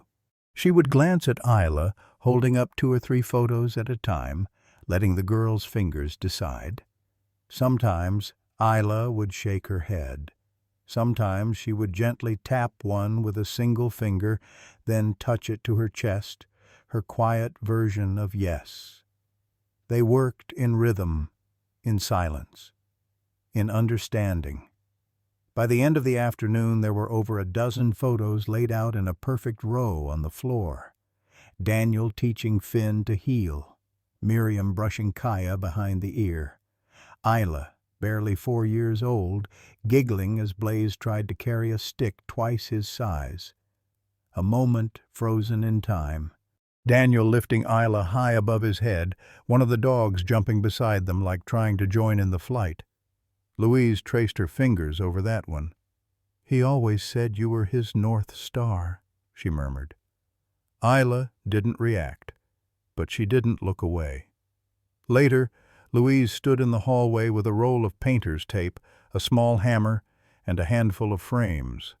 The wall was blank bare drywall stretching between the rooms like a canvas waiting for meaning. She hung the first photo at eye level, then another. Each picture placed not in a perfect grid, but in motion like a constellation only the heart could interpret. Isla joined her, holding frames, pointing, adjusting slightly when Louise tilted one the wrong way. At one point, Isla walked back to the edge of the hallway and looked up at the growing tapestry of memory. She didn't smile, but she didn't cry either. When the last frame was hung, Louise stepped back. "What do you think?" Isla didn't answer with words. She simply walked to the center of the wall, right where the largest photo hung. A portrait of all 6 dogs, flanking Daniel and Miriam, Isla in her mother's arms. And with the gentlest of motions, Isla pressed her palm against the glass. That night, after Isla had gone to bed and the house had gone still, Louise and Grant stood in the hallway looking at the wall. He placed an arm around her shoulders. "That's the first time she touched one of their pictures." Louise nodded. "She helped bring them back. All of them." Arrow padded softly down the hallway, tail swishing low, head raised. He sat in front of the wall and looked up at the faces, his own included. Then he lay down beneath it, quiet, guarding, as if to say, "They're still here." The morning light crept slowly across the wooden floor like a promise. It touched the tips of Isla's socks first, then edged toward Arrow's flank, where he lay curled beside her bed, his breathing slow, steady, sure. Isla was already awake. She hadn't slept much, but not because of nightmares. Not this time. She had stayed up listening to the quiet, to the space that used to feel so empty. But now it felt different, like the house itself was holding its breath, waiting for something to bloom. Her hand moved instinctively, fingers brushing behind Arrow's ear. His tail thumped, slow and certain, a sound that echoed louder than it should have, because it meant something had changed. She rose. The floor creaked beneath her, and 6 heads lifted in the hallway outside. Luna was first always the sentinel, her silver coat catching the pale light. Kaya next, ears twitching, sleep still soft on her face. Then Finn, Blaze, Rex, Max, all of them still, watching, not because she called, because they felt the air shift. Isla stepped to the door, and for a heartbeat, everything held. Then she spoke, soft, cracked at the edges, but undeniably hers. "Luna." A small whimper. Luna rose, gliding toward her like moonlight made flesh, pressing her head gently into Isla's outstretched hand. "Rex." A bark. Low, solid, proud. He came forward, nose to palm, tail wagging like a long-awaited answer. "Blaze." The youngest bounded over, nearly knocking into the others, circling her legs with joy too big for his body, and one by one the others joined. Kaya's gentle lean, Finn's brush of fur against her side, Max's heavy head resting on her knee. They claimed her not as a handler, not as a voice they obeyed, but as their own. At the end of the hallway, Louise stood frozen in the kitchen doorway, cardigan clutched in trembling hands. Beside her, Grant's fingers found hers. His breath caught, his shoulders shaking once, twice. Neither moved forward. Not yet. This was Isla's moment. Not for witnesses, not for applause, for her and them. Isla was surrounded now, in fur and breath and love, and in that circle the silence broke not with sound, but with knowing. Then she looked up, saw them there, saw the tears on Louise's cheeks, the glistening in Grant's eyes, and she whispered one more name, one more word the house had longed to hear. "Mama." Her knees buckled beneath the weight of it, and she sank to the floor. The dogs pressed closer, holding her steady, anchoring her in the world she thought she'd lost. That morning the house didn't hold grief. It held reunion. It held hope. It held the first chorus of names spoken again, and the promise that they would never be forgotten. That night, after the house had settled and the moon laid soft silver across the porch, Isla stood barefoot by the photo wall. The dogs slept in scattered shapes of trussed arrow nearest the door. Luna curled tight like a question mark. Rex stretched long as if guarding a boundary no one could see. Her fingers hovered over the patch. The stitching caught the faint light 6 names, a ring of loyalty embroidered in silver thread, holding the space between what was and what would always be. She didn't speak. She didn't have to. Because when she touched it, just once, thumb brushing over the word arrow, he stirred from his place by the door. His head lifted. His eyes found hers, dark and certain. No bark, no whine, just presence. And Isla, she nodded, slow, deliberate, a gesture that said more than any sentence could. A promise, a thank you, a vow. Behind her, Grant watched from the hallway, one hand braced on the frame, the other pressed flat to his chest. Louise stood at his side, her breath held like a prayer. Neither spoke, because this wasn't their moment.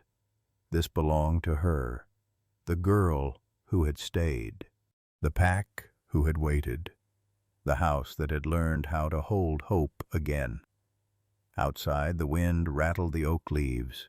Inside, the patch glowed softly on the wall, beneath the photo of two handlers who had trained with love, lived with purpose, and left behind a legacy stitched not in fabric, but in fur and breath and bond.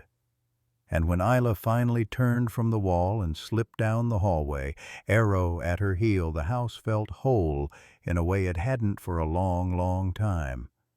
Not because the grief was gone, but because the belonging had come home.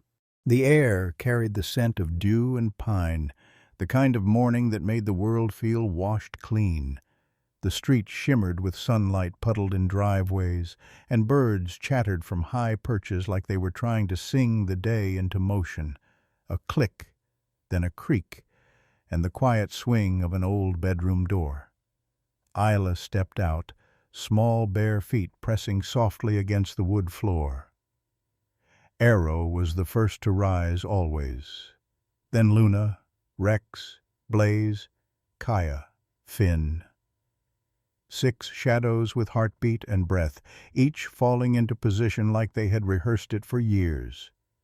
There was no ceremony to it now. No coaxing, no waiting, just movement. A rhythm between them.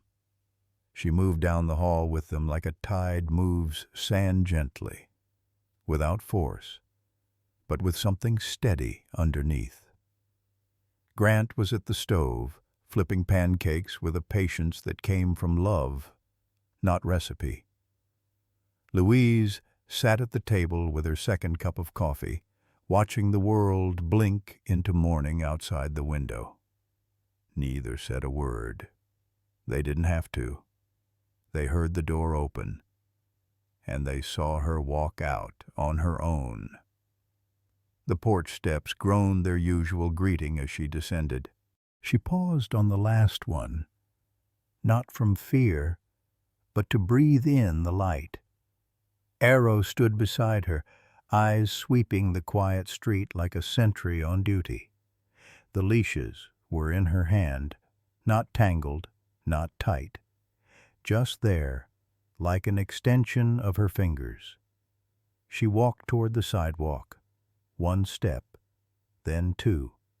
The others followed, not as pets, as a pack.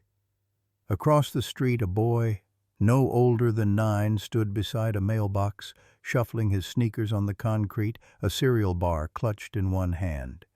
He looked up, saw her. They'd seen each other before. Isla always walking, he always watching from a window or behind his father's legs. But today, something shifted. As Isla passed, her steps slowed, not completely, just enough to look. And then her hand rose. Not high, not wide, just enough. A small, tentative wave. The boy blinked, unsure. Then, awkwardly, lifted his arm and waved back. No words, but something passed between them like morning light through an open curtain, quiet, soft, and undeniable. A connection. Inside the house, Louise's coffee trembled slightly in her grip. "She waved," she whispered, as if afraid saying it too loudly would erase it. Grant turned from the stove, spatula frozen mid-air. "You sure?" Louise only nodded, and suddenly the smell of pancakes didn't matter. Only the silence that had just cracked open wide enough to let morning in. The walk continued. Isla didn't look back, but her steps were just a little lighter. Her arm, still by her side, swayed gently as if it remembered how it felt to be seen, and 6 tails wagged in perfect, quiet rhythm. The living room looked different in the afternoon light, softer, quieter. Dust motes floated like memories in the sunbeams slipping past the curtains. Louise had straightened the cushions twice, then again, though no one had disturbed them. Grant stood near the hallway, arms crossed loosely, like he wasn't sure if he should stay or slip outside. The knock was gentle, almost respectful. Louise answered it, her voice hushed. "You're right on time." The journalist, a woman in her 30s, with kind eyes and a camera crew of one, stepped in slowly, as if she already understood this house carried something sacred. She wasn't the flashy type. No clipboard, no lights, just a handheld recorder and a notebook that looked like it had seen years of listening. And then Isla appeared. She didn't walk in, she entered. With her came all 6 dogs, silent, attentive, forming a semicircle around her like petals to a center. She sat on the floor. No chair. Just a wool blanket folded neatly near the fireplace. Arrow took her left, Rex her right. The others arranged themselves as if by silent cue, each taking their place in quiet support. The journalist crouched low to meet her eyes. "Isla, thank you for saying yes. We can stop any time, okay?" Isla didn't speak, but she nodded. Once. The first question was simple. "Can you tell me their names?" Isla's lips parted. She didn't look at the woman, just at the dogs. "Arrow," she whispered, fingers grazing the dark fur. "Luna, Rex, Blaze, Kaya, Finn." Each name was a breath, a beat, a bridge between memory and presence. "And how do you know what they need?" Isla tilted her head, thought, then pressed her palm to Arrow's chest, where his heart beat slow and steady. "Because," she said, barely louder than wind, "they tell me." No one in the room moved. The journalist swallowed gently. "Do you miss your mom and dad?" A pause. Then Isla's hand shifted. She reached to the patch on Rex's vest, the one sewn by her mother. "I remember," Isla said. Her voice didn't shake, but Louise, standing in the archway, did. The questions continued, all short, all careful. Isla never said more than 5 words at a time, but her eyes did. When asked about the rescue, she didn't describe the lake. She only pointed to Max's paws, still faintly scarred from the rocks. When asked why she didn't run or scream, she touched Blaze's shoulder and whispered, "He wouldn't let me." And when asked what she wanted to be when she grew up, Isla looked toward the photo wall, toward a picture of her parents in uniform, kneeling beside a much younger Arrow. Her answer, still with them. The journalist closed her notebook slowly. "That's enough," she said. "More than enough." When the woman rose to leave, Isla stood too. The dogs did not follow. They stayed, forming a silent arc behind her, a quiet wall of presence and memory. At the door, the journalist turned back, eyes glassy. "Thank you, Isla, for trusting me." Isla didn't reply with words. She stepped forward just enough to reach for the woman's hand and squeezed it, just once, then returned to her pack. That night, Louise whispered into the stillness of the hallway. "She's not just speaking," she said, voice caught on emotion. "She's being heard." The house had gone quiet by the time Isla tiptoed back into the living room. The clock above the mantel ticked a gentle rhythm, steady as a heartbeat. Moonlight spilled through the lace curtains, silvering the rug where the dogs lay curled like sentries in slumber. But Arrow was still awake. He always was, especially when it mattered.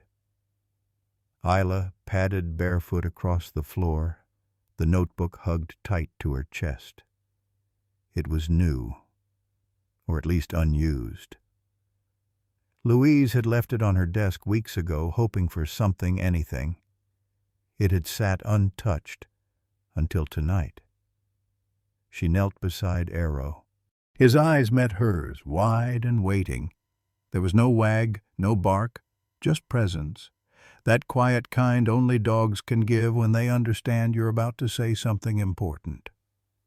She rested her forehead against his, her voice a breath more than a sound. "We're home now." It wasn't just a statement. It was a declaration, a reclaiming, a truth rebuilt from fragments. Arrow leaned in, the weight of his head settling into her shoulder, as if anchoring her in this new place where grief and belonging no longer fought each other. Isla pulled the notebook onto her lap. The cover read, "Composition," but she had scratched that out with a pencil, replacing it in neat, careful letters. Team Keller, always. She opened to the first page. The pen hovered, just for a second. Then, Isla Keller, Arrow, Luna Rex Blaze, Kaya Finn. Each name was written slowly, reverently, like a vow. At the bottom, she drew 7 small paw prints in a line, 6 round and wide. The 7th, hers, was a human handprint pressed in blue ink beside them. Different, but not apart. She stared at the page for a long moment, then smiled. Small, honest. She didn't need to be loud to be whole. Her voice, it turned out, had never really left. It had just been waiting, right here, in the silence, with them. In a world that often rushes past quiet moments and unseen bonds, stories like Isla's remind us of what truly matters. That healing doesn't always come in grand gestures, but sometimes in the quiet weight of a dog's head on your lap, or a name written in a notebook with care. These 6 German shepherds weren't just pets. They were family, guardians, listeners, reminders that loyalty and love can outlast loss, and that even the softest whisper can carry the loudest truth. Through grief, Isla found a path back, not alone, but with a team at her side who never asked her to be more than she was. Just there, present, breathing, trying. If this story touched you, let it be a gentle call to look closer at the animals beside us, to see not just fur or wagging tails, but souls that walk with us through pain, joy, and everything in between. Because sometimes the ones who can't speak our language understand us best.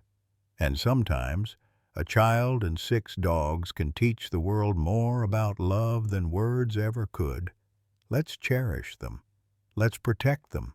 Let's listen because they've always been listening to us.